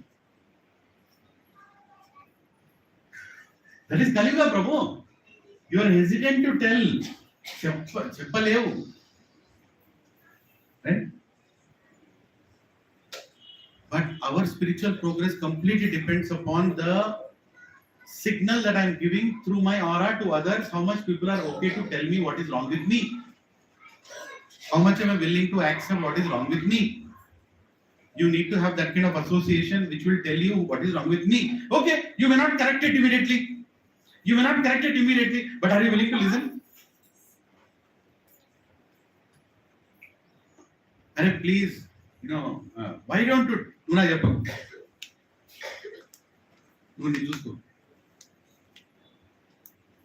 Do we all believe in grahasthashram? Anyone? No, yes? Yes. Then leave. Do you all actually believe that grahasthashram is to help us go back to Krishna? Yes. Yes.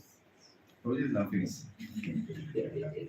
Once Prabhupada went to one place and he asked the Mataji, who are you very close to? Krishna or your husband?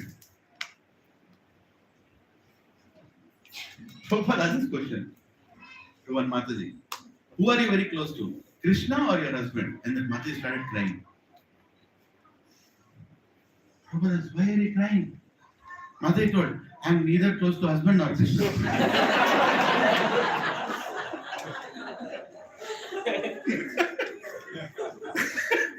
That is why she was crying. What can you do? Prabhupada, when he was preaching in the West, he was preaching to this Western people. They don't know a lot of things. Etiquette, all that they don't know. So Prabhupada told, whoever helped you come to Krishna consciousness, he is your son. What is that, a guru? Huh? Vartaman Pradakshya Guru. Right? He is the guru. And Prabhupada went to this devotee's house in some country and he looked at the parampara. Prabhupada, Bhaktisiddhanta Saraswati Thakur Goswami Maharaj, Gaurkeshwar Babaji, Bhaktivinoda Thakur, Lilananda Das Bhakti, and there is a picture of a girl. Who is this? like a young girl. And she asked the devotee, who is this? And the devotee told, Prabhupada, Swamiji, I used to love this girl. And she left me. In that pain, I came to Krishna consciousness. So I kept the picture of that girl on the altar.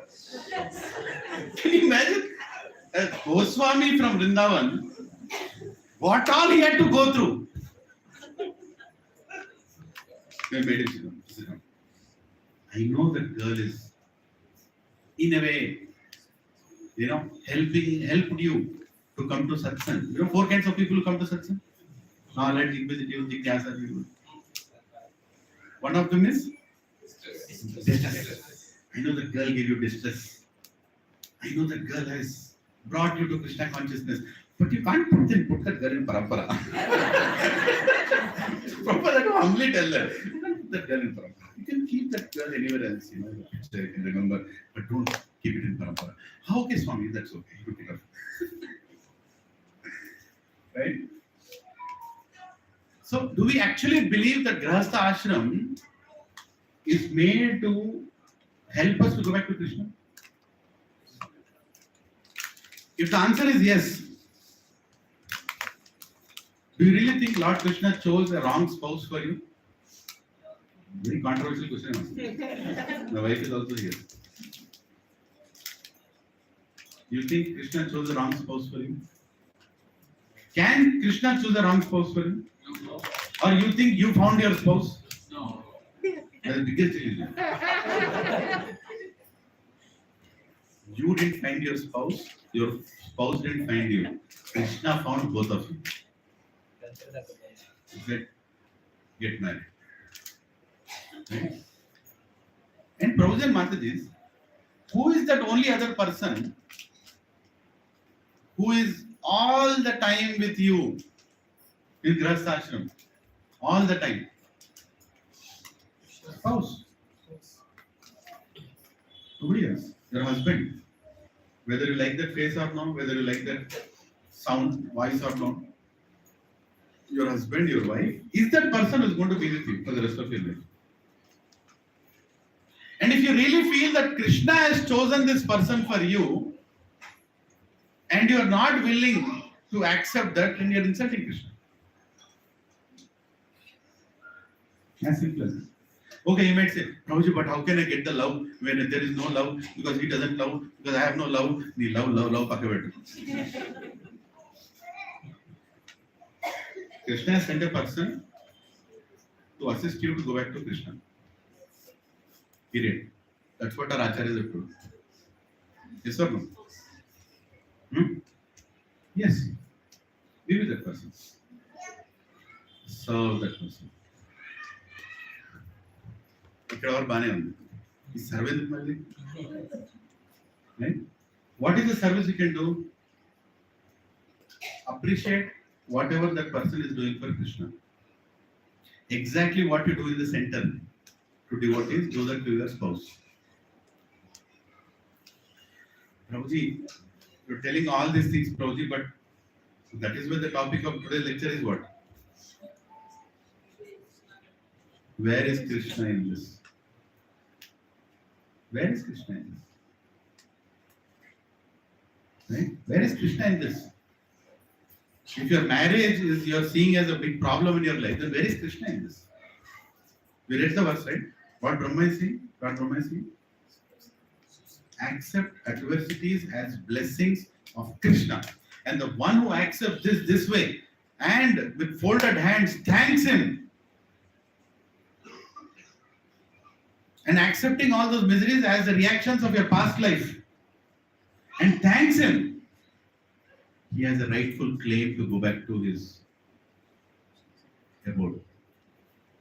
Prabhu's, what a statement. I mean, philosophy is very good. Huh? You can read this verse, but in real application.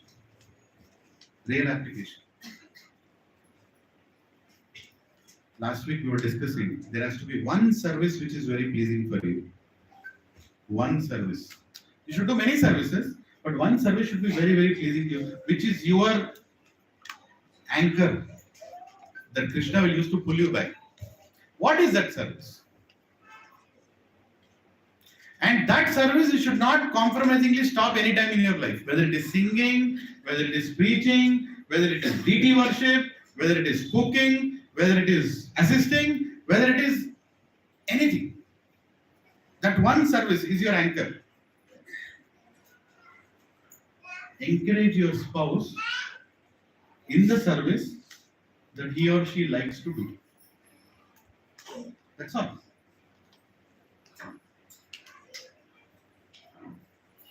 That's what we do in the satsang, right? Why are you not doing in the house?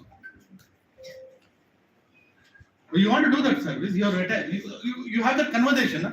What is stopping? Have that conversation with your spouse. If your spouse is sitting there, I know she's far, but you can ask, what is that service that is really sweet for you in Krishna consciousness? In the service. And let your spouse tell.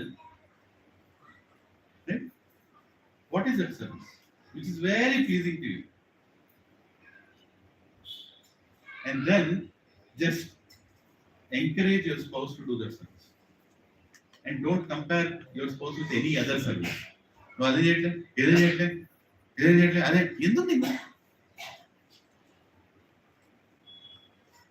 Right?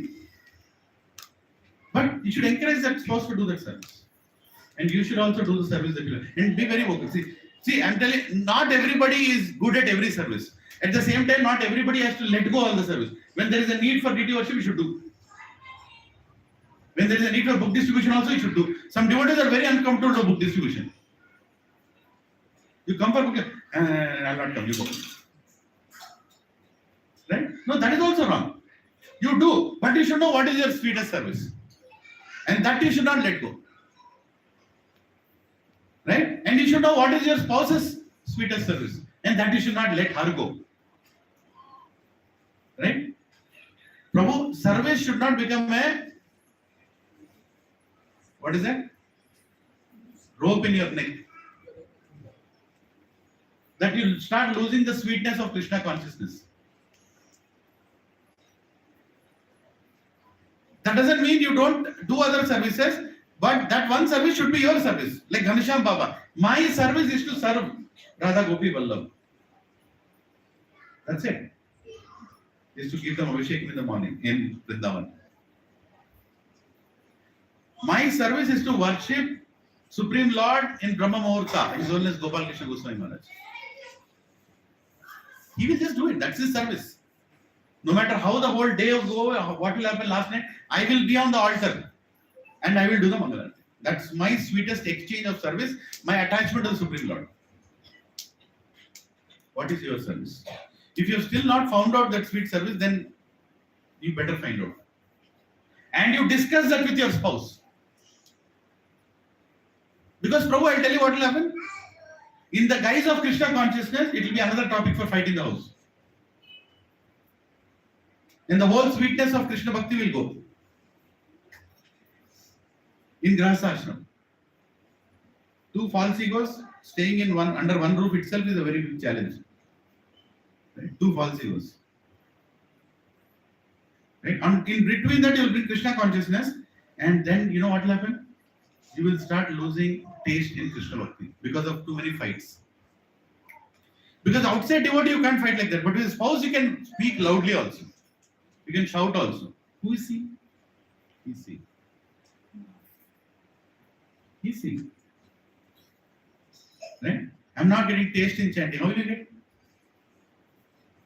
Because the opposite person, the other person is also a Vaishnava. She is also Vaishnavi. Prabhu, sitting in this hall, I am admitting, without any hesitation, I have done many mistakes and I still do. It's not easy. Familiarity leads to content. We do that. But somewhere we have to realize, how do we take this Krishna consciousness beyond the 10th year, beyond the 20th year, beyond the 30th year, unless there is sweetness and happiness? In my relationship, please repeat after me. In my relationship, where is Krishna in it? Where is Krishna in it? Is Krishna missing? Or have you removed Krishna? Have you removed Krishna? Or is Krishna there? Krishna is there everywhere. He is the one who formed that relationship. Where is Krishna in it? It can happen, you lose your temper. You do the previous, whatever, you shouted at your spouse. How can you be comfortable after you shouted at your spouse when you know that that person is a Vaishnava? that person is a Vaishnavi. What is stopping you to go and stand there and say, I'm sorry, please. I lost my mind, I'm sorry. Please forgive me. Right? So, I'm not telling this will happen overnight. But Prabhu is laughing. It's everybody's house, Prabhu. I'm telling you, everybody's house. Don't think, everybody's house. You can look at me and my wife. Can you all look at me first? Everybody look at my wife. If I give her the mic, she'll give better discourse than me. ఏం మాట్లాడారు కూర్చొని Dhan దనాదన్ Dhan మృదన్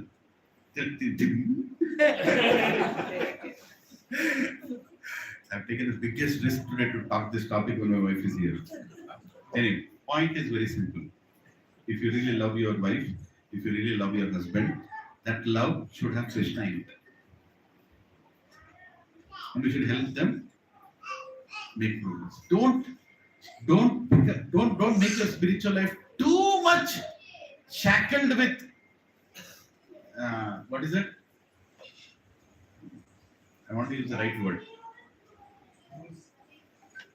Too many regulations you should have, but how should I put it?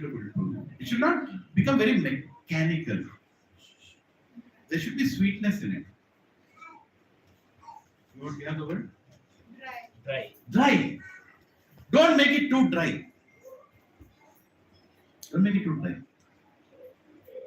I've learned this from Dwarkadish Prabhu and Vishakapri Mataji. They both enjoy their Krishna consciousness as a couple. I've seen them. They really, they're so happy in whatever they're doing.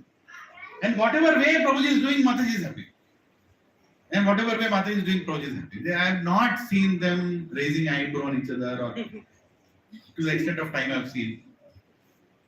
And I can see that. Mataji takes Prabhuji's calls. And that's the order from her Guru Maharaj. You assist your husband in Krishna consciousness. Period. Now you can sit and find 100 faults, or you can look at your Guru's order and say, I'm going to assist my husband in Krishna consciousness.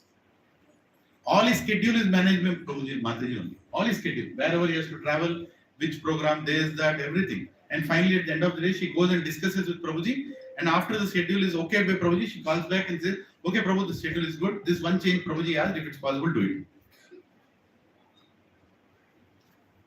Now, both of them are doing DT worship. Both of them are second initiated. Both of them are very good speakers. Sometimes I feel Mataji is better speaker than Prabhuji. I'm just being biased. My personal opinion. She speaks by heart. Prabhuji also speaks by heart. But such a capable person is taking a role for the pleasure of Guru to assist her husband. Rupa Goswami, Srila Rupa Goswami, used to write scriptures, right?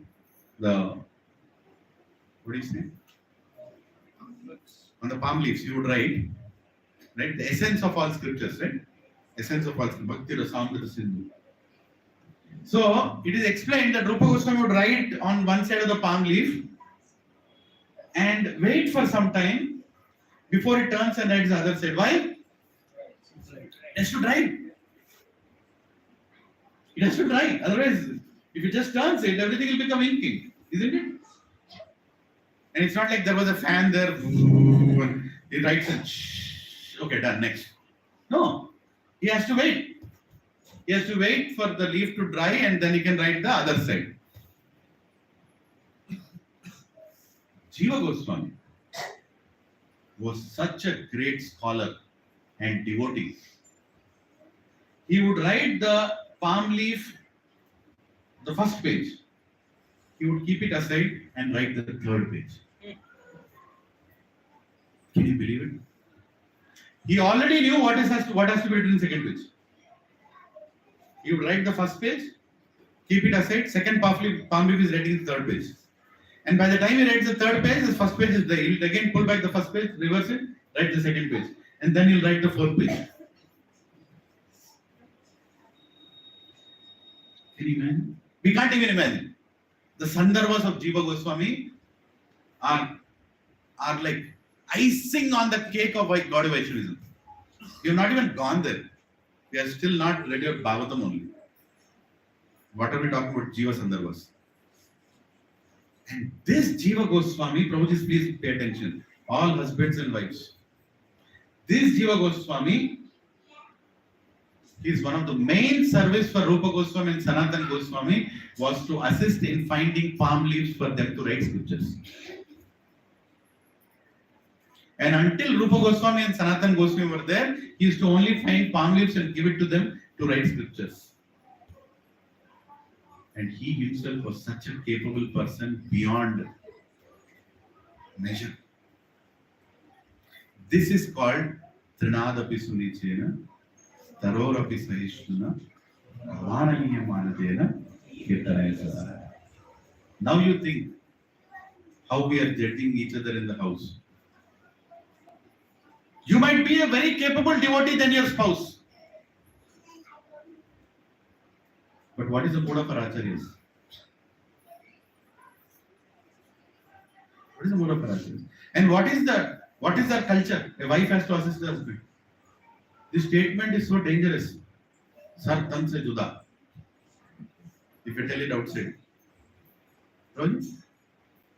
The mere statement itself is so dangerous to speak. How dare you expect this from me? I am not this, I am not. And why are you thinking of all that? Think about the system that Krishna has created. And there is a reason for that, right? A woman body, a male body, there are some traits in that body, there are some things in that body which are beyond our controls. And there is a culture, there is a system that is created where if that way of functioning doesn't happen in the house, there will be two husbands in the house. And then only wars will happen in the house. I don't accept it. So then that's a different thing. It's not about how capable you are. Maybe actually you are, even as a wife, even as a husband, very, very highly capable than your spouse. But Krishna sees how you are serving the other opposite person. With humility. And if you are not able to do that, then who are you faking it around? Whose spiritual life are you doing? Your own spiritual life. Your own spiritual life. Prabhu, you really think our Grahastha ashram, if we don't treat each other properly or at least somewhat sweetly or at least willing to work on it, will not affect our spiritual life? It will. Chanakya Pandit says, no, I will not say. It's too heavy. But the point is this, let's do it for the sake of Krishna. Where is Krishna in this? Hey, Himanshu Prabhu? You can't see Surabhi Madhuri can't see you. Sitting in two different corners. Where is Krishna in this?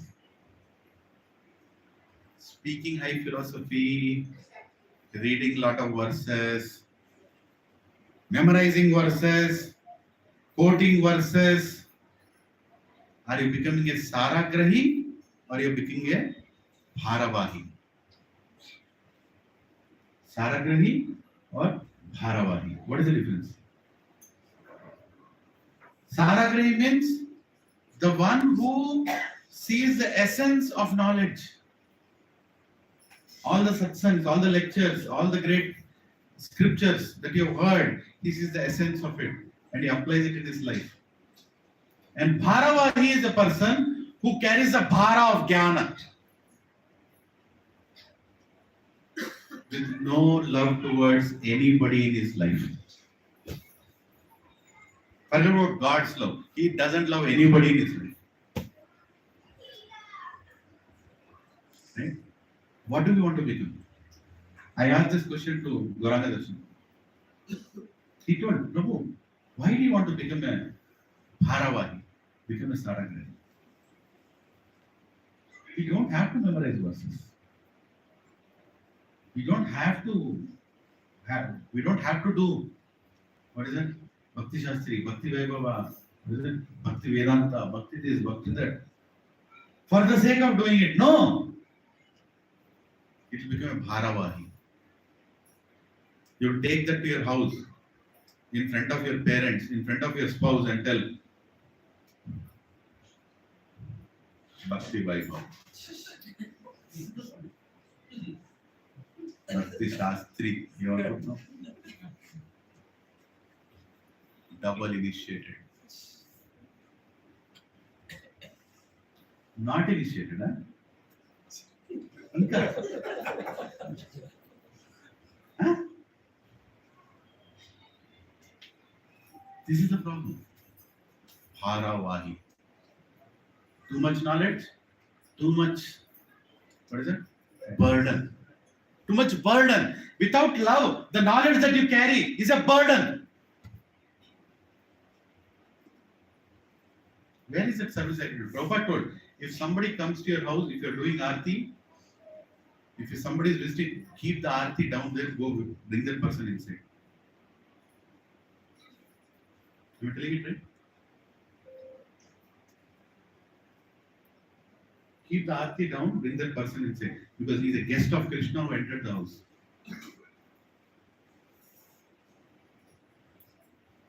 Right? Once somebody came to see Prabhupada and came to the temple, and the devotee was yet to offer the bhoga to Lord. And Prabhupada asked that person, you stay, Prasad will come, you don't go. And Prabhupada told, the servant, get some prasad. And servant came back and told Prabhupada, offering is still not over. The same A.C. Bhaktivedanta Swami Srila Prabhupada who established 108 temples, established deities, highest standard of deity worship on the planet is there in ISKCON temples, Prabhu. We all should be proud of it. Can I hear a small clap? It is, but Prabhupada was not a Bharavahi, he was Saragrahi. He told, offer it, ask him to offer it immediately. Even if it was 10 minutes early, ask him to do it now. And bring it as soon as you can. Right? Give it to this person because he's Krishna's guest. He's Krishna's guest. Saragrahi. Now, can we do it whimsically? Don't do that. Let me also say this. We don't have to repeat what the great devotees do. Like once, Puri Goswami Maharaj in Vrindavan, in the temple. His Holiness Radhanath Swami Maharaj to call his disciples for a yatra in Vrindavan. And there is a beautiful temple. I forgot the name of the temple. Please remind me if you remember. In temple in Vrindavan. And they all went and they were having. And as soon as Maharaj saw, oh, devotees have come to Vrindavan. Please, everybody sit down. Sir Prasadam, Sir Prasadam. In the temple hall, Prasadam is being served. And Puri Goswami Maharaj, such an elevated Vaishnava, god brother of A.C. Bhaktivedanta Swami Srila Prabhupada, said, open the altar. Now, how would anybody understand this? Now he told, Krishna will feel so happy to see his devotees coming and taking his prasad. Saragrahi. Saragrahi. At the same time, we are not supposed to do that. We are not supposed to do that. But when we are in that connection, maybe Krishna is telling Puri Maharaj that open the curtain. What are you doing? My devotees have come. And he opened the curtain. Will Krishna tell you that? Tell me that. Saragrahi. Bhava. Saragrahi versus Bharavahi. We don't want to become Bharavahis. Our courses, our academics in Krishna consciousness should only lead to devotion and proper attitude towards everybody in the house. Everybody in the house. Starting with your wife, your children, your in-laws, your own parents, your own sisters, your own brothers, starting there, and extending to your neighbors, extending to the whole community. But when false ego is shooted up, what happens? It goes reverse. Whole community first, then neighbors, then family. Right? Because in family, everybody will correct you. Outside, nobody will correct you. It's very easy to be very nice with outside people. But to be very nice with people in the house is very difficult. Very difficult. Right? Just we should have our own internal introspection. How am I? How am I behaving with the spouse that Krishna gave me? Okay, I would have done some mistake, but am I at least feeling the guilt inside? That shows where is Krishna in this. Where is Krishna in my life? Superficially is in the picture, is in the altar also. I have whole DT set also. I have this also. I have that also. I have satsang also. I'm going to yatras also. I'm doing a lot of things also. Everybody is praising also. But where is Krishna in this? Where is he? Am I using Krishna consciousness to get awe and respect? Because that is what you easily get in ISKCON. One of the things that you get in ISKCON is a lot of respect. Just by wearing this dress, you'll get 50% respect. One Kantiwala, 70%. Initiated, 90%. Vyasasan, Hari Bol, 200%. Full respect you get. But where is Krishna in? Where is Krishna in this? Where is that enthusiasm to do what you used to like to do? Right? Sharad Purnima is coming. Our sweet festival where we decorate the whole altar.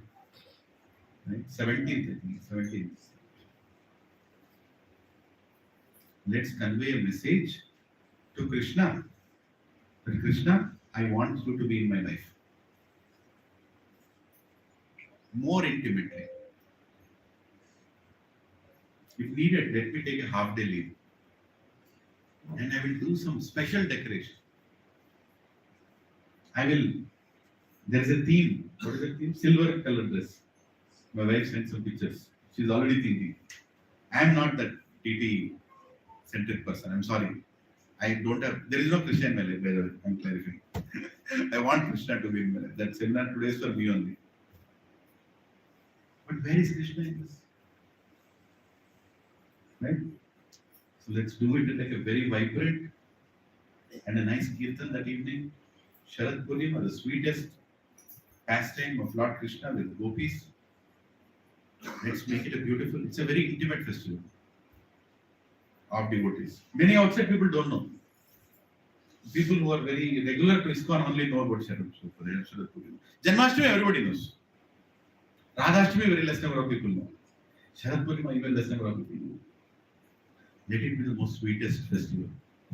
Think about what all you want to do on this altar. Altar is open for everybody.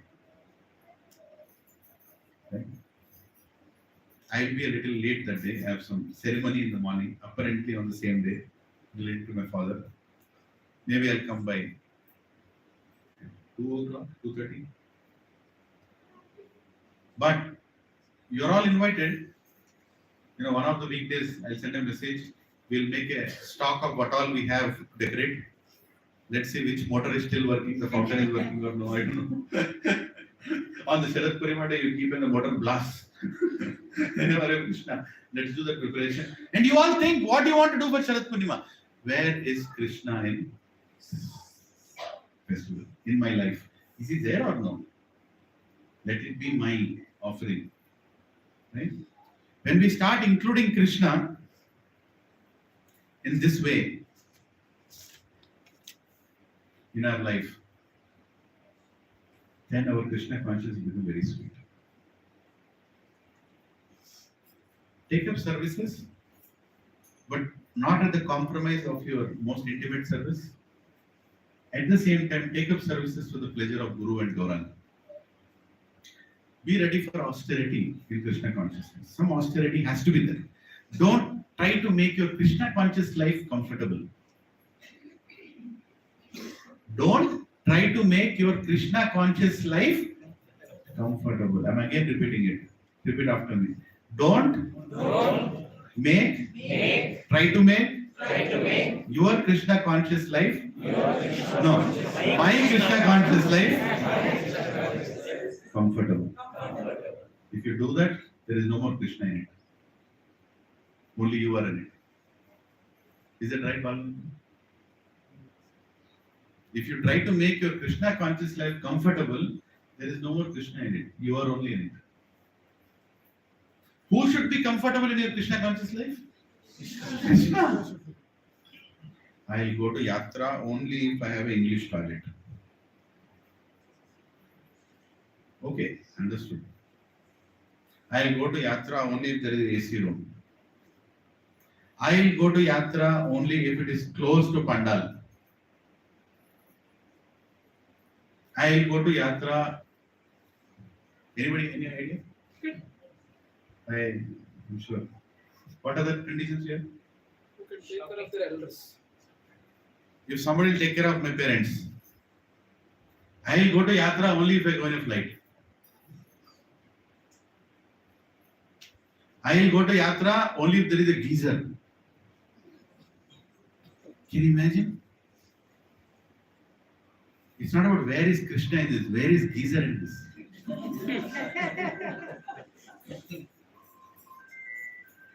Okay, I'm not telling, if there is a medical reason, if the journey is too long, like for example, Radhesham Prabhu, in his earlier days, initial days, Bhakti Rasamrita Swami Maharaj, he took him to ISKCON Juhu. And Bhakti Rasamrita Maharaj told, the meeting is going on in the 4th floor, the satsang, we should go immediately. That time Bhakti Rasamrita Maharaj's name was Devamrit Prabhu. So he said, Radhesham Prabhu's name, I don't know his name, but he was a young boy and he was a Pakka Shaivite, a Pakka staunch Brahmin from Tamil Nadu. We are very clear on principles, very, very strong. And he told Devamrit Prabhu or Bhakti Rasamrita Swami Maharaj, we should not depend on technology too much. We should go by stairs. Simplicity is very important in spiritual life. We will go by stairs. Like that he told Bhakti Rasamrita Maharaj. And Bhakti Rasamrita Maharaj told Radhesham Prabhu, what is the use of that austerity? Instead, we can go to the 4th floor in 5 seconds and sit in the lecture for more 5 minutes and hear about Krishna. And that Radhesham Prabhu shares that amazing revelation for him of the difference between austerity and bhakti. So if you can go to Mayapur in 1 hour in a flight, provided you go and sit in the kirtan there and attend Mangalarati, it's worth it. Simple. Utilize your money to take a flight ticket and go. Absolutely. Provided you are that much eager to see Panchatattva. Not for your comfort. Not for your comfort. Okay, you have medical reasons. Sometimes some devotees have medical reasons. Good. Because why is that medical reason it is good? Because you will be healthy in Mayapur when you go. Is that right? When you go to Mayapur, you don't want to go in 6th state. So go to Mayapur. Go to Vrindavan in a flight. No problem. Go any place in a flight. Spend extra money. What is the main reason for that? Not for my comfort. For my service at that place. Right? Where is Krishna in this? In every decision of our life, Prabhuji and Mataji, in every decision of our life, in every aspect of our life, let's ask that question, where is Krishna in this? Is he there or no? And you don't have to answer this to anybody, including your spouse. Ask this to yourself. Where is Krishna in this?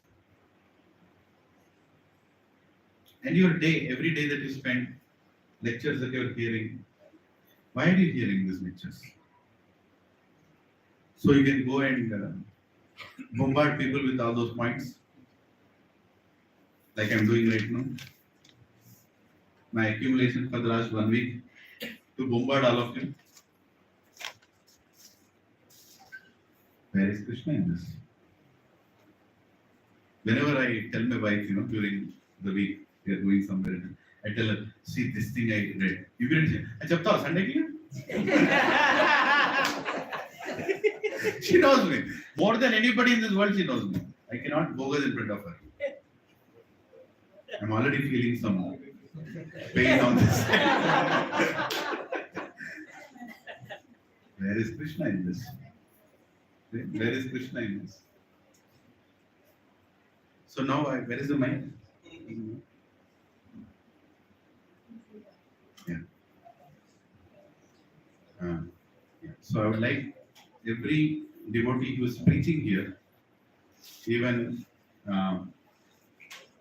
assisting in preaching, please take the mic and tell what you felt about today's, not to praise me, that's not the point.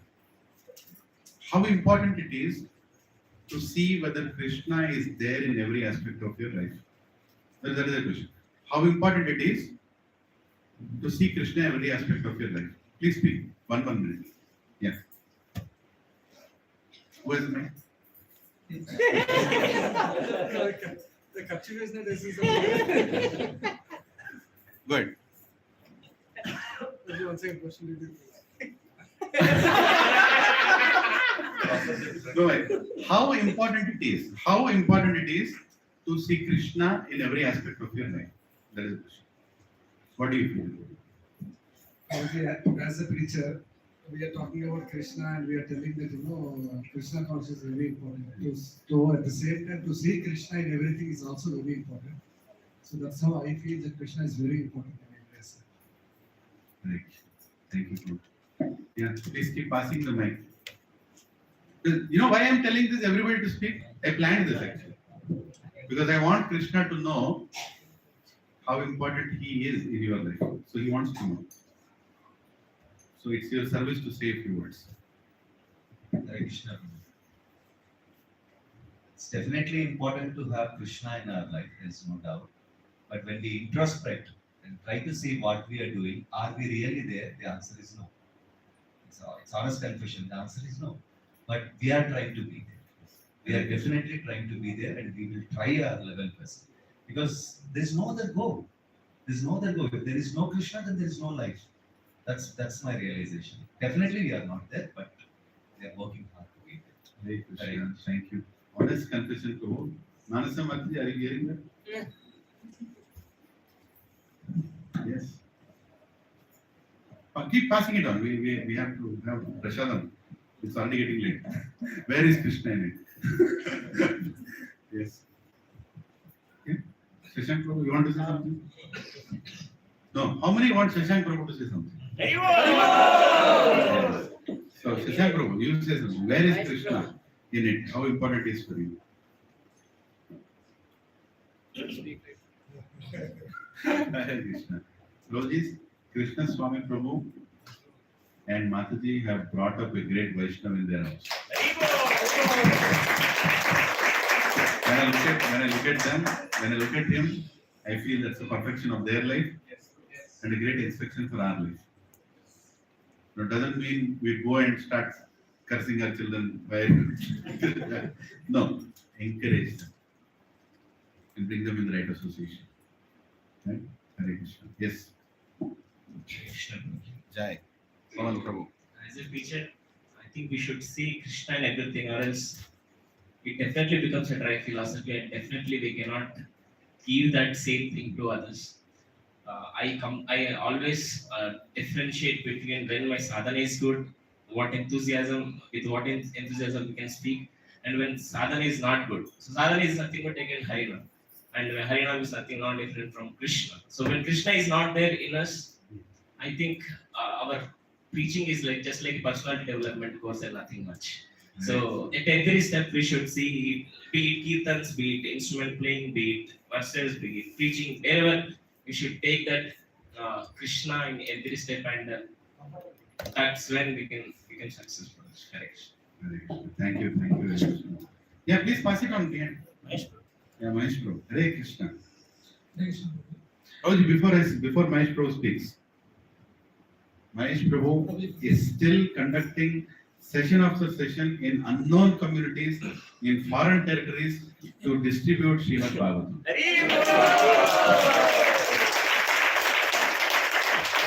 Even yesterday he went and some community is going and conducting, and 3-4 people are taking Bhagavatam sets in each community.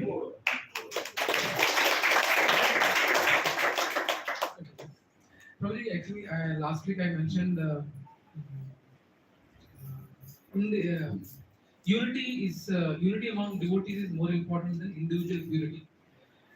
But it doesn't undermine the individual purity only. Only if we have that sadhana in us, despite whatever amatras we have, if we have that sadhana properly done, message will surely reach the devotees who are coming to us today. And it's not the end probably. Always, every year, what are the little experience I had in Krishna consciousness, what are the congregation we have done, there is an improvement in each and every congregation what we are seeing. And there is always a, not only for the entire congregation, yesterday, in fact, I requested that I should quote more verses. Probably 1 or 2 I quote, but I should quote more verses, so that we are able to give the direct references for each and every point what we are trying to convey. Well, I know I'm dragging this a bit, but for Bhagavatam, when we are trying to say Bhagavatam is none other than Krishna. Now, a lot of devotees say that probably a lot of books are there already in my house. I'm not reading those books. I will not be able to read this. Why are you comparing those books with Bhagavatam? So then we need to quote. There is a quote provided by Madhav Gopinath Prabhu last time he has come.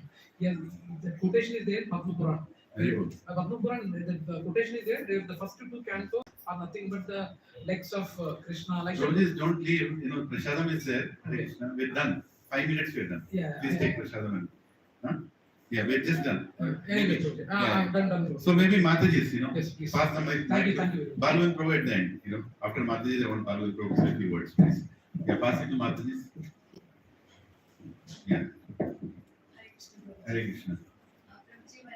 When you say where is Krishna in my life, means what I feel is means Prabhupada has given so many, means you told so many examples of Prabhupada, means how he has struggled to keep the knowledge of this, and so he wants us to see Krishna everywhere. So that makes all parampara and Prabhupada happy, and but Krishna also means Krishna is giving us everything. Like we have to give him back, like whatever the sun we are getting free, like water, air, everything we are getting free, means what we are giving to him, that the reciprocation we have to give him, and we have to see Krishna everywhere. That yes, we are struggling to see that, but we have to improve ourselves.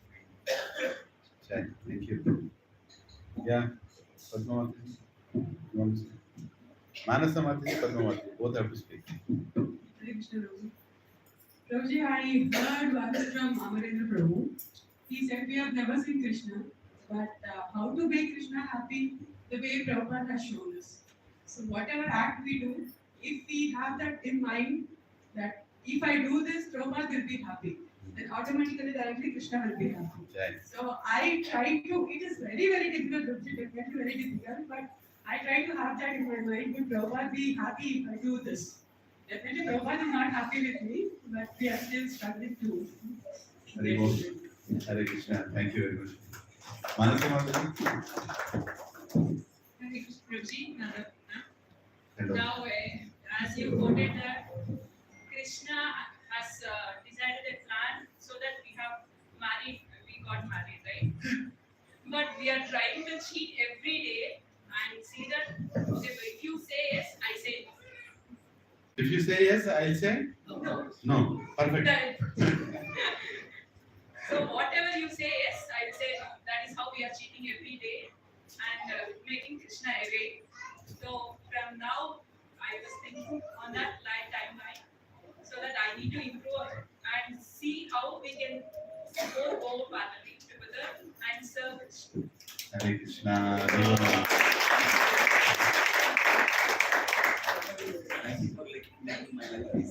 Thank you for making your life easy. She meant, no, please, everybody, service to Krishna, please. Yeah, Mother. Prabhuji, so the question is, why do we think it is important to? Yeah, see Krishna in everything.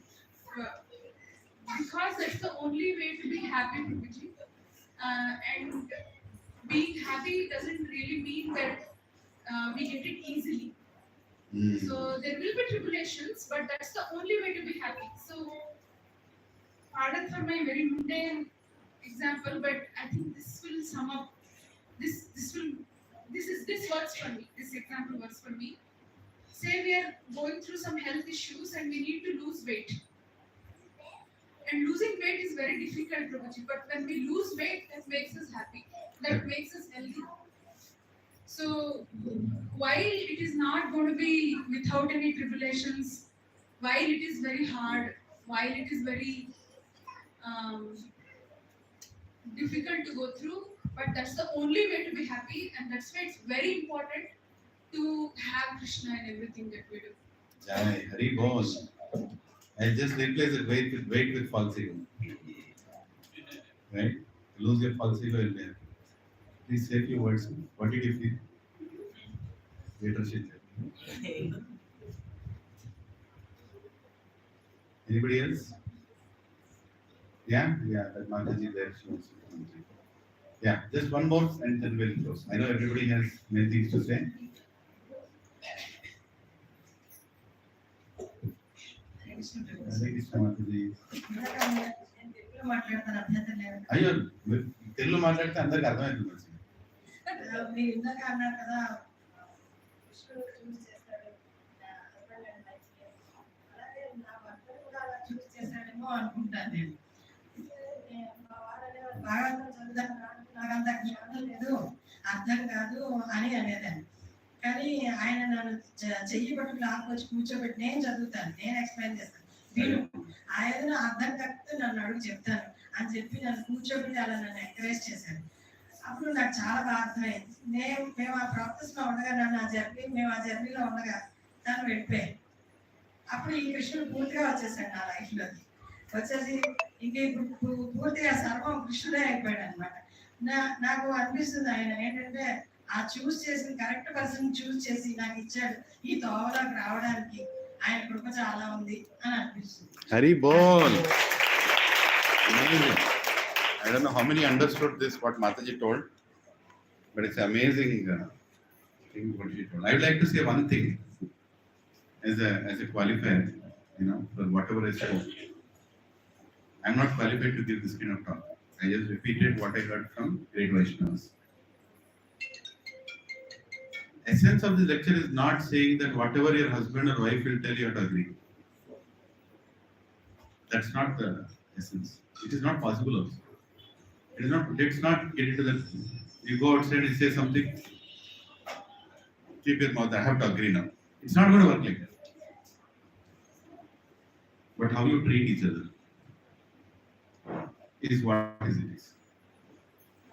How you treat each other. There can be disagreements. There will be disagreements.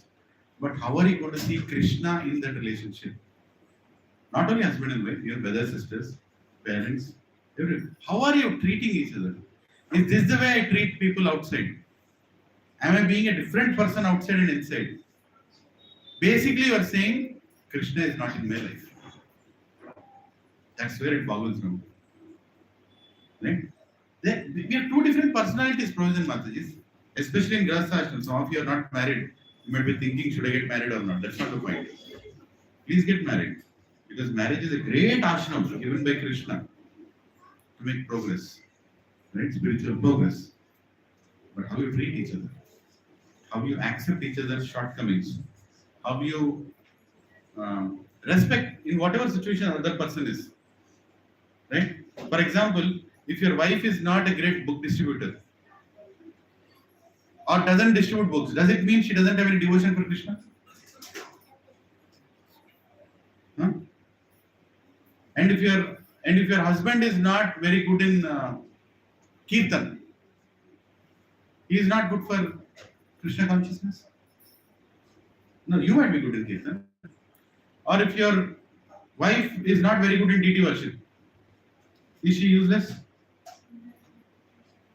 Or if your husband is not good in something else, or you like to hear a lot of lectures, your spouse likes to hear only few lectures. Is that a disqualification that you tell your spouse that now you are not up to standard, you should hear more? No, let's not get into that. What I'm saying is, find your sweetness yourself and allow the opposite person to find his sweetness. Then Krishna is there in that.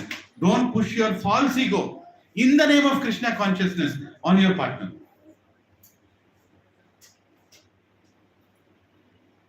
Right? Don't push your false ego in the name of Krishna consciousness on your partner. Then there is no Krishna in it. Only your false ego is there. Only your false ego is there. Nothing else is there. Right? You like to do something in Krishna consciousness, you do it with full attention, in a loving way, that everybody feels very nice in the house when you are doing it. When you are doing it, everybody in the house should feel nice. Like for example, you are doing kirtan. You are doing kirtan with the agony and frustration that nobody else in the house is actually liking or doing kirtan. I am the one who is doing it. Is Krishna there in that? Or I am doing deity worship in such a way that cursing that nobody else is in the house is doing deity worship. Is Krishna there in that? Or I am doing Bhagavatam distribution, cursing that nobody else is cooperating with me in book distribution. I am the only one doing it. Is that book distribution? Is Krishna there in that? It's not there in that. Very subtle. And you will not be happy. You will not be happy in your Krishna consciousness if that is the attitude you carry towards services. Where is Krishna in this? If you cannot be happy, you cannot make anyone happy. As simple as that, right? Many of you came to satsang. You must have seen me first lecture. Definitely, I did not look like a Rakshasa or something. Right? I had a smiling face. So maybe you thought, this fellow is smiling, maybe I'll also smile one day. Maybe the philosophy that he's going to share is going to help me become nice. But after some time, if you don't see that same happiness in me, will you be motivated to continue? No, you'll go and look for somebody else who is more happy in Krishna consciousness. What is the happy? Have you seen him? He is very happy. What is the greatness of so many sannyasis who come? They are very happy. And the moment you see that, you want that happiness in your life. And that is where Krishna is there. Hare Krishna. So, concluding words by his guest Balgavand Prabhu. Balgavand Prabhu is here. Let's welcome Balgavand Prabhu with 3 loud and enthusiastic. Hare Krishna.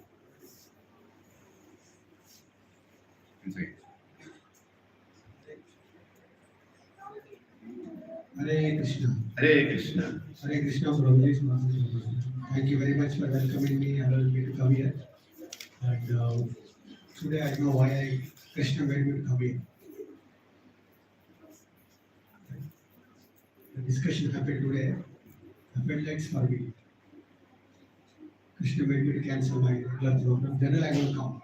Right? Sunday we have program. Do we want Prabhuji to come here regularly? Come here and give lectures here regularly? Yes, that's what I'm thinking actually. That's what I'm thinking. Whatever you said and what you let me say. I'm going to cancel my Sunday programs. I'm trying to come every Sunday evening. So what are you going to share next week? I don't know. I'm coming to here. No. Then you're not in. Then the whole point is the Vaishnava should come to share. Okay, so one thing I understood that today there is no Krishna in my life. That's what I understood. Seriously, once you are realizing where is Krishna, you may be doing everything, multiple programs. You really nailed down actually. Internally, I'm crying. Seriously, internally, I'm crying. Where is Krishna? I've been so many things, doing so many things. Where is Krishna? Am I doing it for myself to satisfy all my false ego, or to please Krishna, Guru and Krishna? And you can look back, look internally. I don't see, I'm in dangerous situation. So I have to take association of everybody spoke very nicely. Really, they are all Rishi ceremonies without care. It's really touching. Thank you very much for. I don't know, but of course I didn't miss. As soon as you said the first sentence, I started my video. So I was hearing Krishna might go to come here. It's not my plan. I'm telling you, it's not my plan. It's Krishna's plan. Krishna made me to hear this lecture. So I'm thankful to you. And Bhagavad Prabhu is the one who encouraged me, my wife, in Krishna consciousness. By coming to our house, staying in our house. I still remember the Greenville days. I don't know who is My encouraging father. who, we don't know. Krishna knows. No. So thank you very much. Prabhu is always late. Hare Krishna. Hare Krishna. So please sing Nashing Aarti for us and pray for our spiritual life. Please. Namaste Narasimhaya. Namaste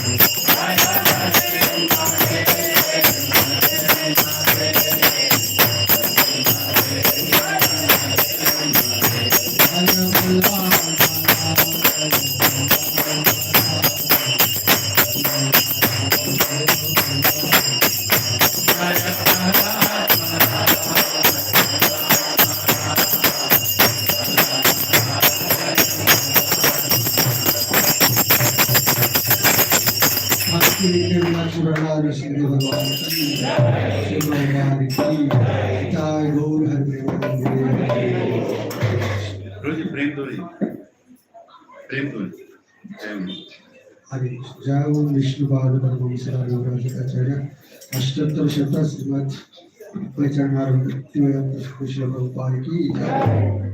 Vishnupad Paramhans परिव्राजकाचार्य अष्टोत्तर शत श्रीमद् भक्ति सिद्धार्थ गोस्वामी महाराज श्रील प्रभुपाद की अनंत कोटि वैष्णव वृंद की रामाचार्य शिलादास ठाकुर की प्रेम से कहो जय श्री कृष्ण चैतन्य प्रभु नित्यानंद श्री अद्वैत गदाधर श्रीवासादि गौर भक्त वृंद की श्री राधा कृष्ण गोप गोपीनाथ श्याम राधा कुंड गिरि गोवर्धन की ब्रजमन वृंदावन धाम की मायापुर नवद्वीप धाम की पुरुषोत्तम श्री जगन्नाथ धाम की गंगामय जमुना माई की भक्ति देवी तुलसी देवी की समवेत गौर भक्त वृंद की हिताय गौर Hari Premanand somebody else. All glories to us. All glories to us. All glories to our Sri Guru and Sri Gauranga Sri Prabhupada ki jai. Krishna, there is one announcement. Sorry, important announcement. Bapre. Yeah, you can give that mic over. Hare Krishna. So next week, Sunday feast will not be in Bhakti Center. This is a very unique situation that came. Next week, the Sunday feast will be in Aparna Lake Breeze in Chandanagar. Because it so happened that the date could not be changed, and Dasraj Prabhu and Manasa Mataji are inviting big Jagannath Baldev Subhadra in their house. For the big Rath Yatra with 3 Raths, that kind of Jagannath they are inviting. So let us pray for them that Jagannath is already in their life, but now he's going to come and eat in their house also. So we're going to have a big satsang of DT welcoming of Jagannath Baldev Subhadra in their house. We tried it to be on Saturday, but didn't work out for some reasons. It is Dasara also on that day, Vijayadashmi, and it's difficult. So Sunday we moved it, and Sunday here, anybody who is here, coming here can do some kirtan or read Bhagavad Gita. But I request all the devotees to also call your congregation devotees if you can, to witness a proper welcoming of a deity and get inspired to do many more Rath Yatras in the upcoming year. Hari Bol, Hare Krishna, Krishna Krishna, Hare Hare, Hare Ram, Ram Ram, Hare Hare. Shri Jagannath Baldev Subhadra Maiya ki Jai. Mahaprasade Govinde, Rama Brahmane Vaishnave, Svalpa Punya Vratan Rajan, Vishwaso Nirjayate, Sharira Vidyajan,